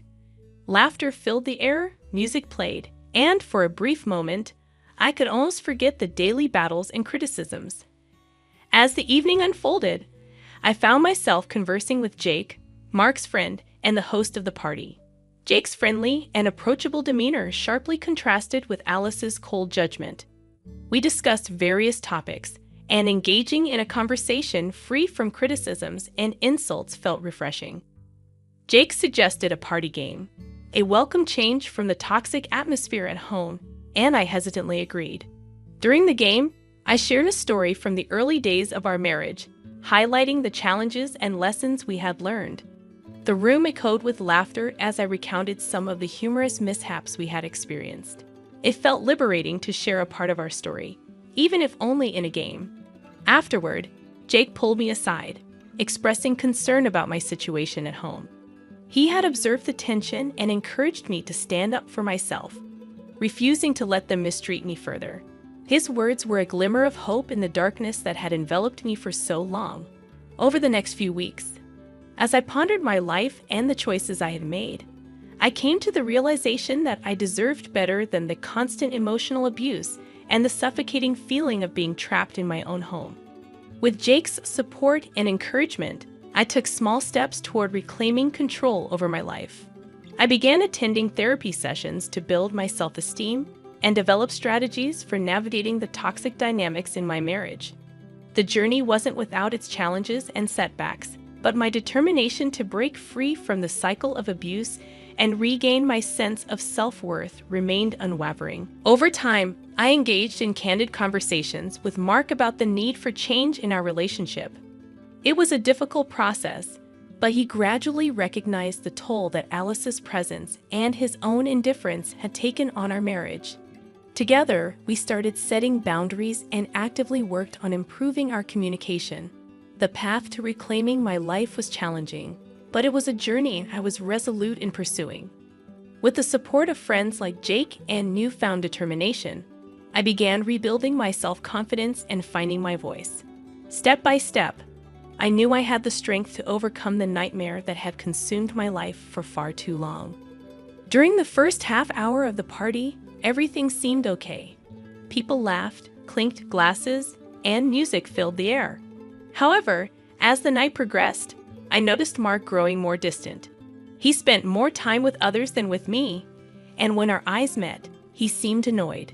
Eventually, Mark disappeared, and my search for him among the guests proved unsuccessful. Turning to less crowded areas of the house, I heard a soft giggle followed by Mark's unmistakable voice. My heart sank even before I reached the door where the sounds emanated. Taking a deep breath, I opened the door to find Mark with another woman. They were oblivious to my presence for what felt like an eternity. When they finally noticed, Mark's face displayed annoyance rather than guilt or regret. He snapped at me, questioning my apparent lack of courtesy in knocking. Unable to contain my anger, I retorted, "Knocking? Are you serious? What are you doing, Mark?" Trembling not with sadness but fiery rage, I witnessed his face turn red, a mix of embarrassment and anger. He suggested we discuss it at home, but I was done talking. Unable to endure further humiliation, abuse, and disrespect, I stormed out, and Mark neither followed nor called out to me. I returned home alone, my mind racing but surprisingly clear. A line had been crossed, a boundary broken. The next morning, Mark acted as if nothing had happened. It was then that Alice, always ready to take advantage of the situation, decided to speak up. She criticized me for embarrassing myself and Mark. That was the last straw. I couldn't take it anymore. Embarrassment. You have the audacity to talk to me about embarrassment after everything you and your son have done. I shot back at her, fueled by months of anger and frustration. Alice threatened to call the police, but I didn't back down. "Go ahead," I said as I dialed my own number into the phone. "They might be interested in the package in the kitchen cupboard." Mark looked puzzled, then alarmed. But before he could say anything, the doorbell rang. As I opened the door for the police officers, a strange calm washed over me. It was as if all the chaos and pain had led to this moment of clarity. My nightmare was about to end, and theirs was about to begin. The police officers were professional but puzzled. They said they received a call about a disturbance, and I confirmed it, leading them to the kitchen cupboard. Inside, I showed them the packet of pills. Mark panicked and asked his mother what she had done. The officers turned to Alice. "Ma'am, you'll need to come with us," one of them said. Alice stammered, saying the pills weren't hers, but the officer insisted she come. She shot me a look filled with rage as they took her away in handcuffs. I looked at Mark, who appeared to be on the verge of falling apart. "Is this what you wanted, Sarah? To break up this family?" he asked. I couldn't believe it. "Destroy this family?" I repeated, surprised. "Mark, you and your mom ruined this family long before today. You cheated on me, belittled me, and let your mom mistreat me in my own home. The damage was your doing, not mine." He stared at me, his eyes narrowing. "So what now? Do you want a divorce?" he asked. I I replied firmly. For the first time, Mark, it's not about what you or your mom want. It's about what I deserve, and yes, I deserve better than this fake marriage. Within weeks, we started divorce proceedings. It wasn't easy, but it was necessary. During the trial, both Mark and Alice faced consequences. Mark was revealed as someone who enabled his mom's behavior, and Alice received a 5-year prison sentence for having illegal substances. Sitting in the courtroom, I felt a mix of emotions. Victory, yes, but also a deep sadness for what our family could have been. Mark avoided my gaze, and I realized the man I had married was a stranger. But I was finally free. Leaving the courtroom, I walked into the sunlight and understood that this was not just an ending but also a new beginning. In the years that followed, I focused on rediscovering myself and healing. Though the scars remained, they reminded me of my own strength, resilience, and self-worth. The nightmare was over, and the lessons I'd learned would stay with me for life. I had faced the worst and survived, emerging as a woman who would never again settle for anything less than what she deserved.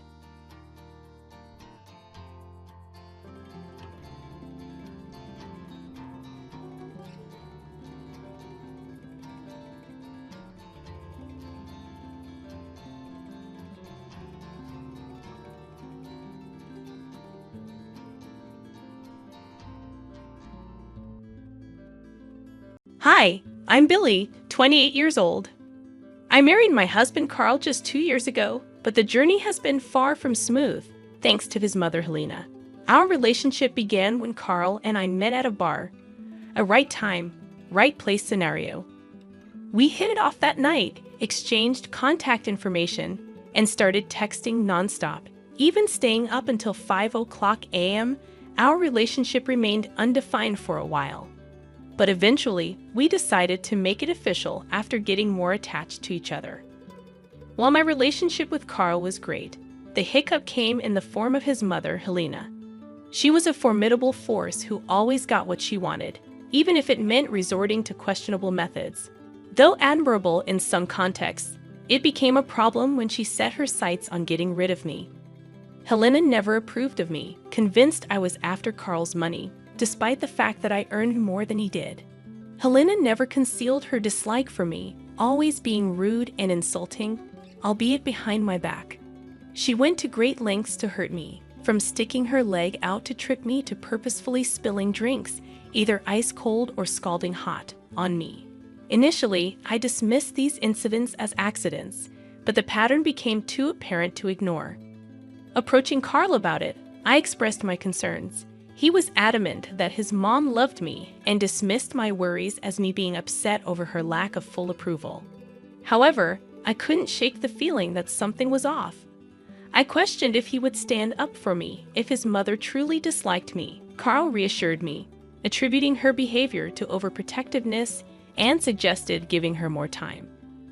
Reluctantly, I decided to follow Carl's advice and bear with Helena's antics. I made a conscious effort to be on my best behavior whenever she was around, hoping that, as Carl predicted, she would eventually come around. Whenever I visited, I maintained a reserved demeanor, only speaking when spoken to. It felt like I was transported back to the 18th century, but I was determined to do whatever it took to win Helena's approval. One day, out of the blue, Helena called me herself, a departure from her usual practice of contacting Carl. My heart raced as I answered the call, unsure of what to expect. "Hey, Helena, everything all right?" I asked, my voice tinged with uncertainty. "Oh yeah, of course. I was just wondering if you're free this weekend," she replied. "Yeah, why?" I replied, trying to hide my surprise. "Great. I was thinking maybe we could go out together," Helena suggested. "Us? As in, you and me," I clarified, taken aback. "Yes, I know I've been tough on you, but I want to make up for it," she explained. "Ah, of course. Where will we be going, and at what time?" I inquired, still trying to process the unexpected invitation. "I was thinking we could grab lunch at 1 in the afternoon at Sant. It's my favorite restaurant of all time," she answered. "Sounds fancy," I remarked, feeling a mixture of nerves and excitement. "Oh, it is. So, you better dress well," she teased. I will. I'll see you there then, I confirmed before ending the call. I couldn't believe Helena wanted to go out with me. It was strange, but I focused on how my efforts were finally paying off. Despite her previous hostility, she needed time to warm up to me. I shared the news with Carl, who was relieved that the two most important women in his life were finally getting along. As the weekend approached, I eagerly awaited our lunch date, planning my outfit meticulously. When the date arrived, I chose a beautiful pantsuit that Carl assured me Helena would approve of. Upon arriving, Helena scrutinized my attire with a hint of disapproval. Nevertheless, I remained optimistic, grateful that she wasn't berating me for my choice. Once inside the restaurant, we were promptly seated, and our waitress approached. Something about her seemed familiar, and then I saw her name tag, Daisy. It clicked in my brain. Daisy was my childhood best friend. We were inseparable growing up, practically sisters. However, life took us in different directions when her family moved away during 7th grade. Memories flooded back as I recalled our tearful goodbyes and countless sleepovers. Despite the distance, our bond remained strong, but eventually our lives diverged. We both made new friends, and our once frequent contact eventually dwindled to nothing. Over the years, I occasionally reminisced about our past, but as time passed, I gradually forgot about her. However, fate had other plans, as there she was, working as a waitress in the upscale restaurant where Helena had invited me. As Daisy approached our table to take our orders, it seemed like she recognized me too. We exchanged pleasantries, and as she cross-checked our orders, she accidentally spilled water on me. Apologizing profusely, she discreetly left a note on my pants. Confused, I glanced at her, and she subtly nodded towards the note while continuing to dab at my lap. Curious, I discreetly read the note, which urgently asked me to come to the washroom. Puzzled and concerned, I excused myself and made my way there.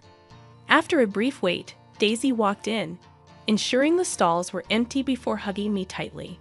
Surprised, I reciprocated and greeted her, expressing my delight at seeing her again. As we caught up, Daisy hesitated, indicating that there was something important she needed to tell me. "What's wrong? Is everything okay?" I inquired. "With me, yes, but with you, it's not going to be," Daisy replied, concern etched on her face. She explained that she overheard Helena, who was sitting in front of me, discussing plans to poison her daughter-in-law's food with something she was allergic to. "Holy crap, that's your mother-in-law?" I exclaimed, shocked by the revelation. "Yeah, and I'm pretty sure she was talking about you."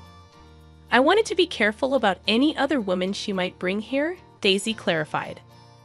"What in the world are you talking about?" I asked in disbelief. "I overheard her planning to poison her daughter-in-law. I'm warning you just in case." "Run," Daisy urged, her expression grave. "Wait, are you sure it was her?" I questioned. "Hold on," Daisy said, producing a discreetly recorded conversation as evidence.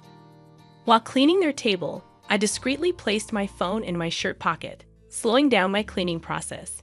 Daisy, sensing the urgency, quickly found the video on her phone. As described, the footage revealed Helena and her friend Betty talking disparagingly about me, labeling me a disrespectful daughter-in-law incapable of caring for myself or their son. Helena even boasted about tormenting me to put me in my place, referring to my efforts to gain her approval as pathetic. In the video, Helena outlined her plan to test me by surreptitiously adding finely crushed peanuts to my food, intending to mock my allergy and make a scene. Watching this casual discussion about triggering a potentially life-threatening allergic reaction shook me to my core. Helena clearly identified me as the daughter-in-law she was referring to, and I have a severe allergy that could lead to anaphylaxis. Grateful for Daisy's warning, I thanked her for the heads up. She assured me she was just looking out for another woman and expressed relief that she could help. We exchanged phone numbers, and I informed her that I might use her name as an excuse to leave, to which she agreed. Leaving a generous tip, I returned to our table where Helena was visibly impatient and upset. She remarked on my appearance, accusing me of looking like I'd peed my pants. I explained that the waitress had apologized for the spill, downplaying it as a minor issue. Despite Helena's dismissal of the waitress's courtesy, I used the wet pants as an excuse to leave. Helena insisted that I stay and continue the gathering, but I expressed concern about the cold AC and my discomfort. Apologizing, I stated that I needed to leave immediately to avoid falling ill. Helena, clearly disappointed, tried to guilt me for leaving when she had extended an invitation to know me better. Apologetic yet resolute, I explained it was beyond my control and left, encouraging her to enjoy the rest of her time at the restaurant. After expressing my excuse, I left promptly and drove straight home. However, before reaching home, I made a detour to a gas station where I texted Daisy, urgently requesting the video of Helena discussing her plan. Daisy responded promptly, and armed with the incriminating evidence, I resumed my journey home. Carl's surprise at my early return was evident, considering how excited I had been earlier. Without exchanging words with Carl, I headed straight to the bathroom, craving the cleansing heat of a hot shower. Fearful that Helena might have tainted my clothes or hair with crushed peanuts, I scrubbed myself vigorously, repeating the process 3 times. Once done, I tossed my clothes into the wash and scrubbed my hands clean, Carl observing silently from the corner. When I finished, Carl gently prodded me to share what had transpired. Apologizing for my earlier paranoia, I confessed to encountering a childhood friend who worked as a waitress at the restaurant. Carl, puzzled, listened as I recounted Daisy's warning about Helena's sinister intentions. Unconvinced, Carl questioned the credibility of my friend's claims, prompting me to reveal the recorded conversation. As the video played, Carl's eyes widened in shock, realizing the gravity of his mother's actions. Memories of my previous hospitalization due to accidental peanut ingestion resurfaced, intensifying his horror at his mother's planned cruelty. Remorseful, Carl apologized profusely for dismissing my concerns about his mother's behavior in the past. He acknowledged the trauma I had endured and expressed deep regret for not taking it seriously. Grateful for his sincerity, I accepted his apologies, letting go of the resentment that had lingered between us. I understood Carl's perspective. Who could fathom their own mother actively trying to harm their spouse?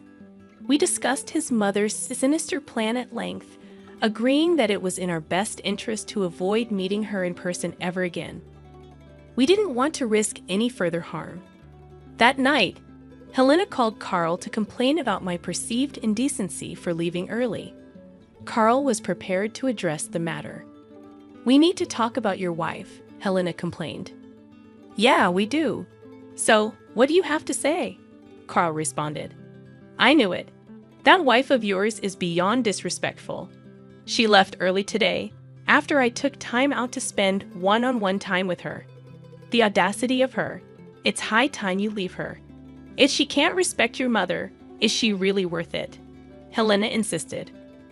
"Why would she try to respect my mother when my mother tried to poison her?" Carl retorted. "Huh. Excuse me.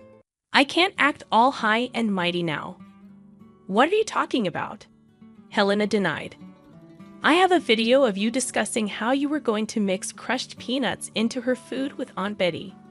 Whether it was a joke or not, it was sick. I'm glad Billy was informed and got herself out of the situation fast. Neither of us wants you to visit us ever again. We can chat and video call, but that's about it. If you show up, we will release the video and get a restraining order against you. Goodbye, Mom," Carl firmly declared before ending the call. Carl's assertiveness was liberating, as he stood up for me, expressing the things I wished to convey to Helena from the start. Helena persisted in calling and texting, spewing insults against me. Carl occasionally picked up her calls, hearing her accuse him of disrespecting her by believing his wife's lies. Nevertheless, he always found a way to end the conversation. Initially skeptical about Helena listening to our firm stance, she kept her communication limited to calls and texts for months. Just as we began to relax, Helena decided to visit. Frustrated by her relentless insults, Carl ignored her calls for about 2 weeks. She was displeased with our decision, and in her determination to express her dissatisfaction, she chose to show up uninvited at our house. Her incessant doorbell ringing and shouts for us to open up became unbearable. Despite attempting to ignore her, the persistent noise eventually gave me a headache, prompting Carl to open the door. She pushed him aside and marched into the house. Wary of her evident anger and potential for causing harm, I tried to keep my distance. However, my curiosity led me to observe the confrontation. Helena wasted no time in expressing her displeasure. "Mom, what are you doing here? Didn't we? Don't you start with me, Carl. I'm your mother, and I have a right to know about what's going on in your life." "Sure, but you've never actually asked me what's been going on in my life. All you've been giving me are your unsolicited opinions on my wife." "They're not opinions. They're facts. Look, I'm sorry I ignored your calls, but you need to leave now." "I'm not leaving until your witch of a wife comes here and apologizes for defaming me." "Defaming? She didn't do anything like that. How can you stand up for her against your own mother?" "I didn't at first, but then I saw the proof, and I couldn't side with you anymore. So get out, please. That proof is fabricated. Like I'd ever try to put crushed peanuts in her food. I'm going to ask you to leave once again, or I will get the police involved."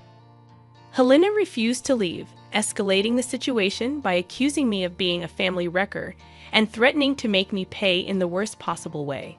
Terrified, I was relieved when Carl called the police, who escorted her away. Subsequently, we filed for a restraining order, determined to maintain a distance from her. Helena persisted in portraying me as evil to the police. This false narrative hurt, especially since I hadn't done anything to warrant such hostility. Facing backlash from Carl's relatives for seemingly villainizing his mother, Carl took a bold step. He placed them in a group chat, sharing the video of Helena planning to poison me and explaining my severe peanut allergy. The relatives apologized and redirected their anger at Helena. Unwilling to accept responsibility, Helena retaliated by blowing up our phones, accusing us of defaming her again. Despite the challenging months, we decided to move on, blocking Helena everywhere and committing to no contact with her. Grateful for Daisy's intervention, I rekindled our friendship and life has taken a positive turn. We've hung out a lot, almost returning to our old friendship. With Helena out of our lives, we look forward to a better and brighter future. After a tense confrontation with my mother-in-law, who harshly criticized my employment status and educational background, the situation escalated when she unexpectedly threw hot water at me. This shocking and unwarranted act could have caused serious harm, but thankfully, I escaped injury. I was stunned by her extreme behavior, especially since my husband, Eric, was the one without a job, not me. Her unreasonable actions had been building up my resentment to a breaking point. I resolved to leave, declaring firmly, "If this is how you feel, I have no choice but to go." My mother-in-law surprisingly seemed almost pleased by my decision, showing no remorse.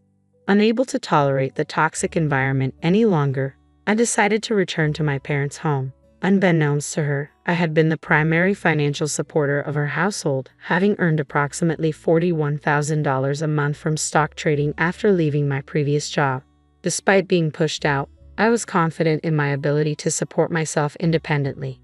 Eric and I had met in college, both studying economics with aspirations of careers in finance. After landing jobs at different brokerage firms, Eric proposed, and I eagerly accepted, looking forward to our future together. However, our plans changed unexpectedly when Eric asked me to quit my job and move in with him and his mother to keep her company after his father's passing. Despite my initial reluctance, I agreed, hoping it would not be too burdensome. Yet after the recent events, I deeply regretted my decision and resolved never to assist my mother-in-law again, even as she faced financial difficulties. Eric had become his mother's sole companion after his father's death when he was in middle school.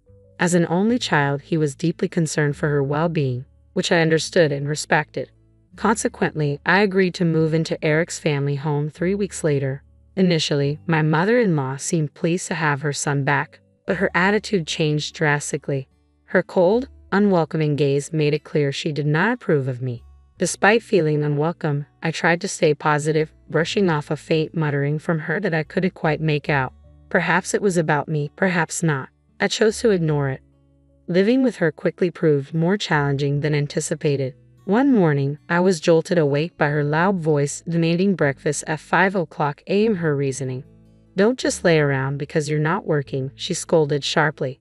Though the early hour felt absurd, I didn't argue and began preparing the meal.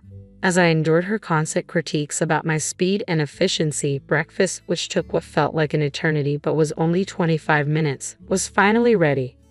I apologized for the delay, only to be met with more complaints about the time it took me.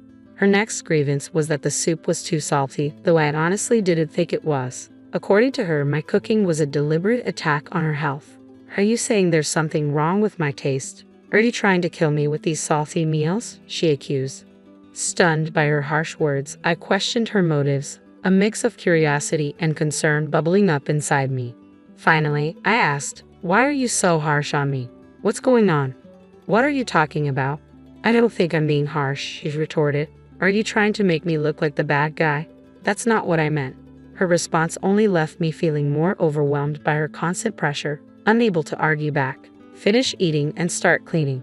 After that, there's laundry to do. There's no time to rest," she commanded.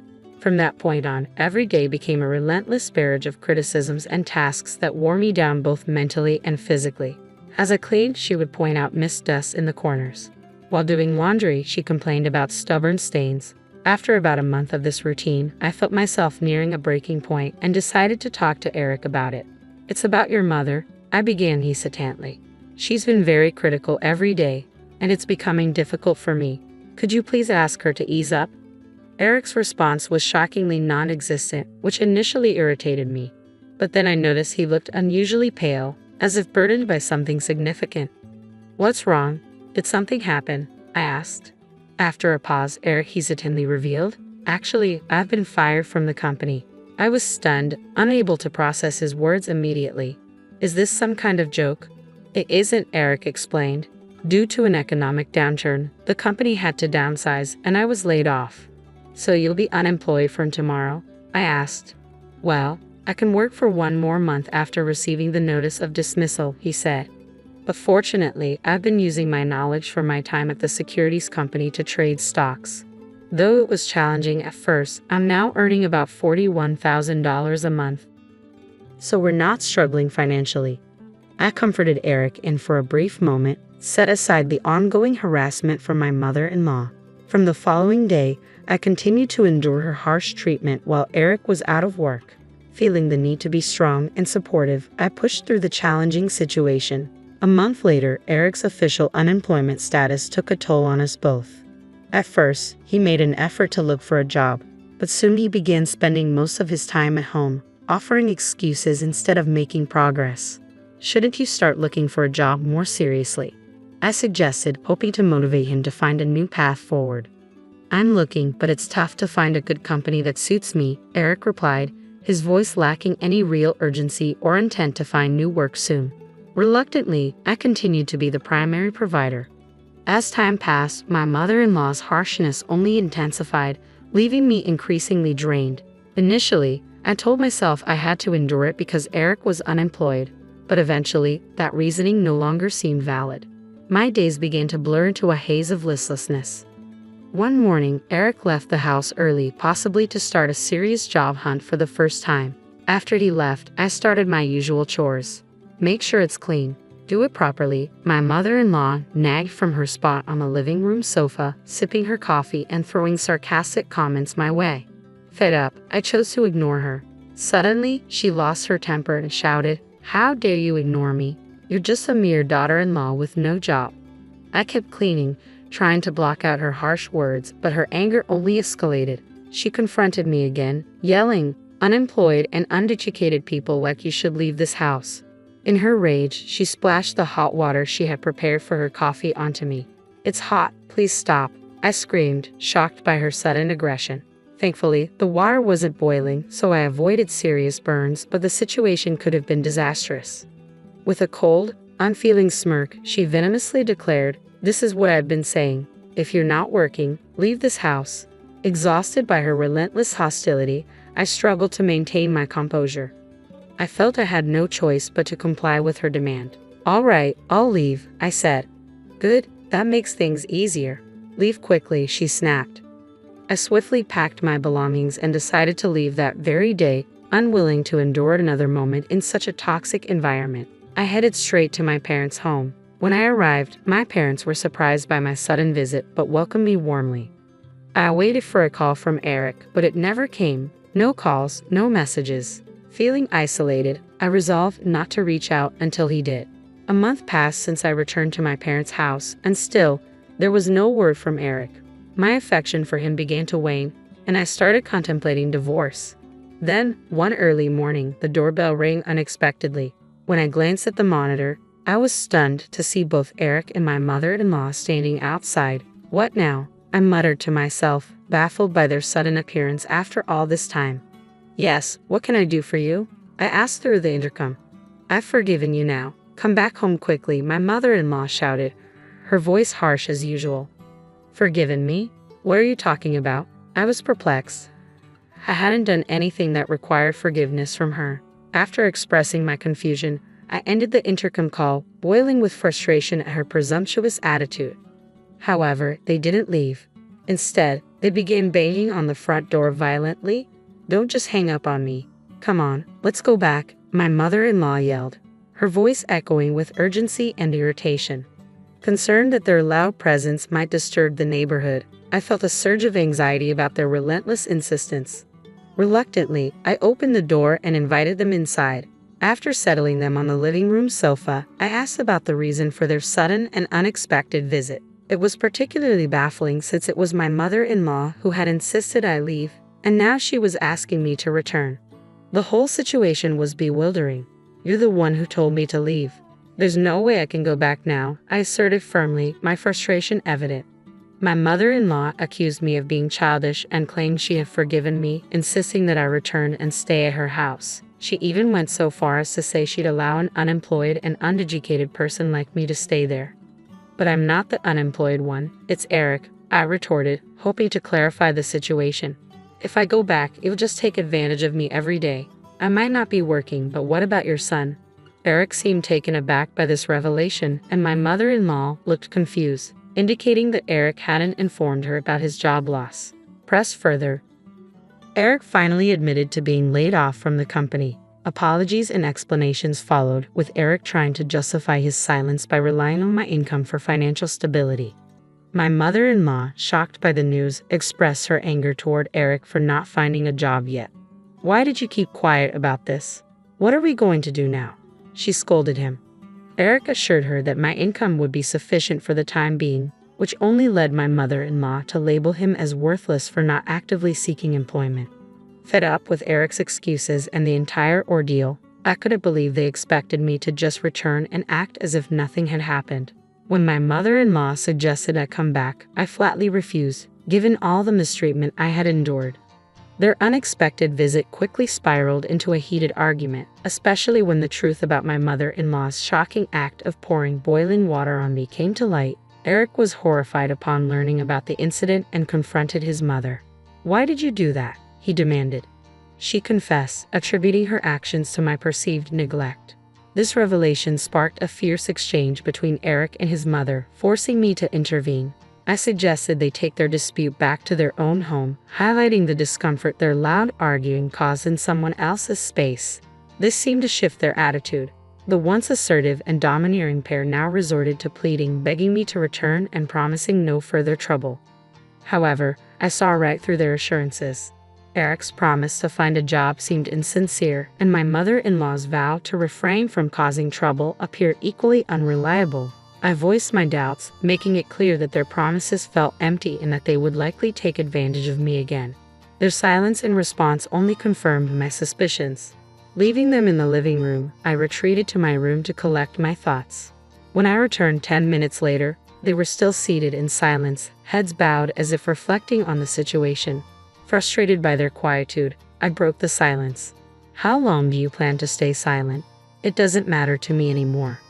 Rather than waiting for a verbal response, I took decisive action. I handed Eric a document I had prepared in advance, a pre-filled divorce form with my signature. Eric looked at the document, utterly confused and taken aback. "It's a divorce form," I said bluntly. "I'm done with someone who won't find a job and didn't even contact me after I went back to my parents' house." "Don't do this. This is too sudden," he protested, his stubbornness further irritating me. It was clear he was oblivious to how his actions had been the root of our marital problems.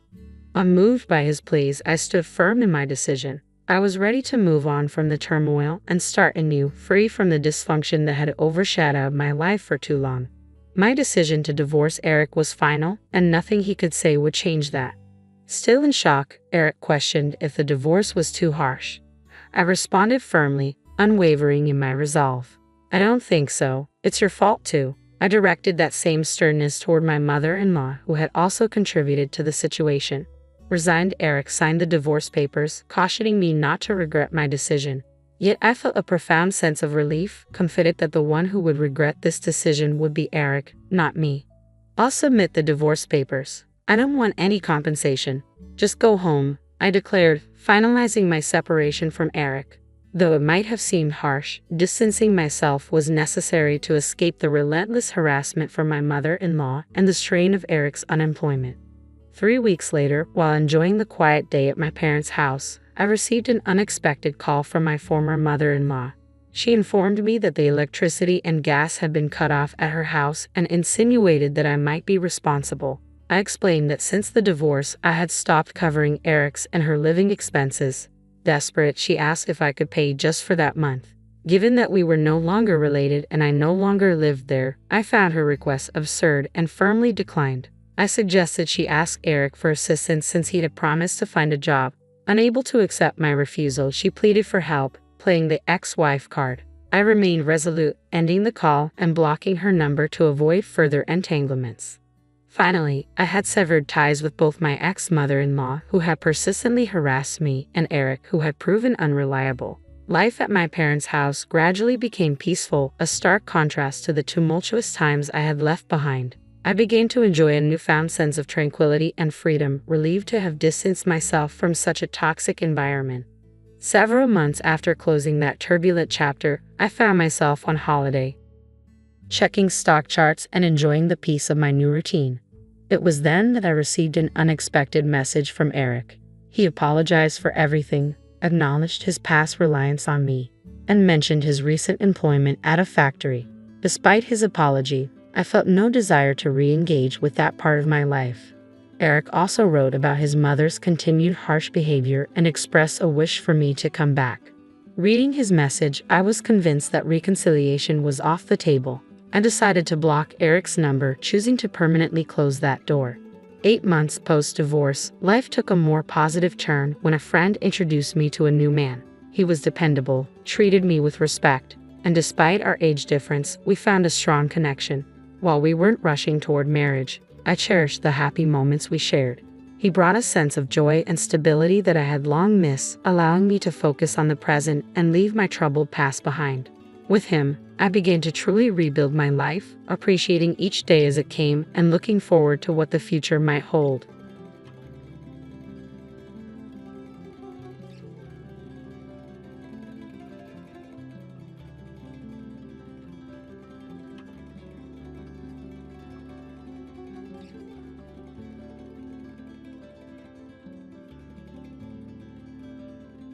Making only $750 a month is like a college student's allowance. Even students working at bars earn more. Having a low-income wife is embarrassing. Maybe you should get a divorce so our son can find a better wife. After all, he's a great catch. My mother-in-law keeps making these rude comments after seeing a pay stub, but it's not even mine. My name is Amanda, and I'm a 32-year-old nurse. I've been married to John for 5 years. We met in college, started dating, and eventually got married. We first met at a party when he was a medical student and I was studying to be a nurse. John hasn't passed the medical licensing exam. He failed twice and took 3 years off. Now he's working part-time and studying hard for the exam. I'm working full-time as a nurse, so I make most of the money for us. John isn't into bragging about money or posting pictures of fancy cars on social media. He's serious about his work, reading stories about people who've lost loved ones to illness, keeping up with the number of people affected by infectious diseases, and studying Japan's healthcare system. I respect him even though he's not a doctor yet. He genuinely wants to help people, so I didn't leave him despite his lack of income and being in his 30s. He hasn't told his parents that he isn't a doctor yet. Sorry, my mom is too nosy, he says. It's okay. I support you, so you don't have to worry about your parents. Live your life the way you want. This is just temporary. That's why his situation remained a secret. No one knew because he worked as a night security guard at the hospital where I worked. This way, he was technically employed there. He had enough knowledge and information from my stories to sound like a doctor. So when his parents, who rarely saw us, asked about him, I said yes, patients really like him.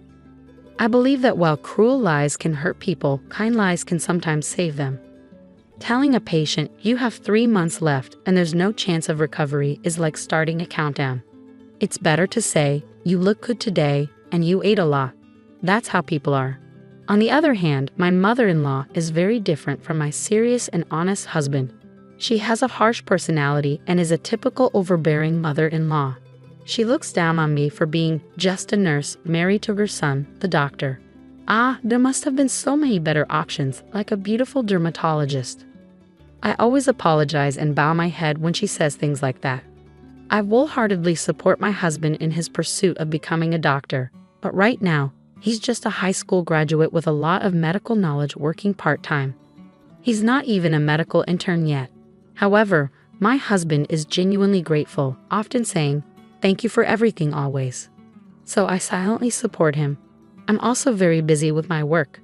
Our combined income is barely enough to make ends meet, but it couldn't be helped. I didn't care much about money because I admired Florence Nightingale and wanted to help people. Currently, I'm a nurse in internal medicine, which has the heaviest workload. Wanting more money doesn't even cross my mind. As long as we can live, eat, and stay healthy, that's enough. Isn't that what life is really about? Even though I'm the one supporting my husband's living expenses and tuition, my mother-in-law tells everyone in the neighborhood, my son is a doctor and earns well. If he were a serious doctor, he wouldn't want his mother bragging about his income, whether good or bad. But my mother-in-law doesn't care and only talks about money, money, money. As her son, he has no choice but to silently endure it. She doesn't know that he's actually working as a security guard in uniform at the hospital instead of walking around in a white coat as she brags about. Even if he were walking around in a white coat, it's not something to boast and gossip about. I understand her pride, but she should hold back. I was worried that my husband's mental state might suffer and he might fail the medical licensing exam because he's barely hanging on. If he ends up spending his entire life as a security guard after trying so hard, it would be heartbreaking. His personality is perfect for being a doctor. His only weakness is his kindness. That's why my mother-in-law makes up stories and says things like, "My son makes $373,000 a year." For him, knowing that's false just adds more pressure.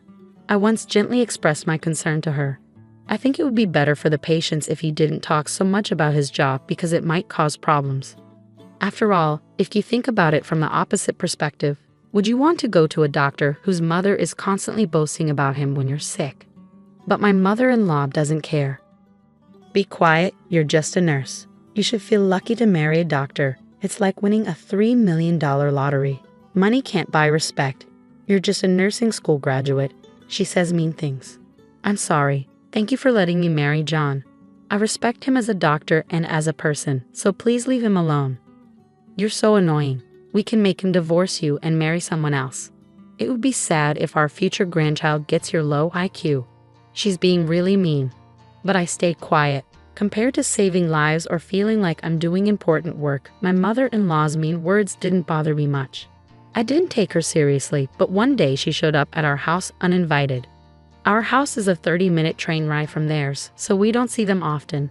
I'm busy with work, so I'm not around them much. That's why she didn't know the truth until now. Wow, this house is small. Why does my son, who I'm so proud of, have to live in such a poor-looking place? She said loudly. She looked at the row of medical books and said, "Well, he is my son," and took a picture with her phone. but most of the books were for the national medical exam, so I felt nervous. Since this year's books were there, it might show he's still studying. I tried to stay calm, but my heart was racing. Mother-in-law, I'm sorry. We're both busy with work, so we haven't had time to find a bigger place, especially recently. I hinted for her to leave. But then she started looking around our house. What's with these strange dishes? If you're a doctor, you should buy fancy ones. Yes, I'm sorry. They're from a cheap store. What? Cheap store? I'm getting rid of them. No, we didn't have much money because we were spending it on my husband's textbooks and tuition. So we saved money on things like plates that didn't affect our basic meals. As long as we could eat off them, it was okay. Right now, passing his exams was the most important thing. At that time, my husband happened to be working as a security guard at the hospital. It was a good thing he wasn't home. I didn't want him to get upset, so I wanted to get my mother-in-law to leave while he was at work. But she kept going through our stuff. I'm going to get rid of these clothes that look like something a student would wear. If you're a doctor, you should wear expensive clothes. She threw away my husband's favorite clothes. And what's this? A cheap watch? If you're a doctor, get a fancy one, she said, tossing it aside, not realizing the usefulness of a smartwatch. Each thing she threw away was bought with the little money my husband earned. He would have rather been in the operating room treating patients than standing outside feeling humiliated. But he kept working hard for his dreams and the sweat he put into it. But she didn't stop. It's because he married a poor girl that you're living like this, even though he's a doctor. It's unbelievable.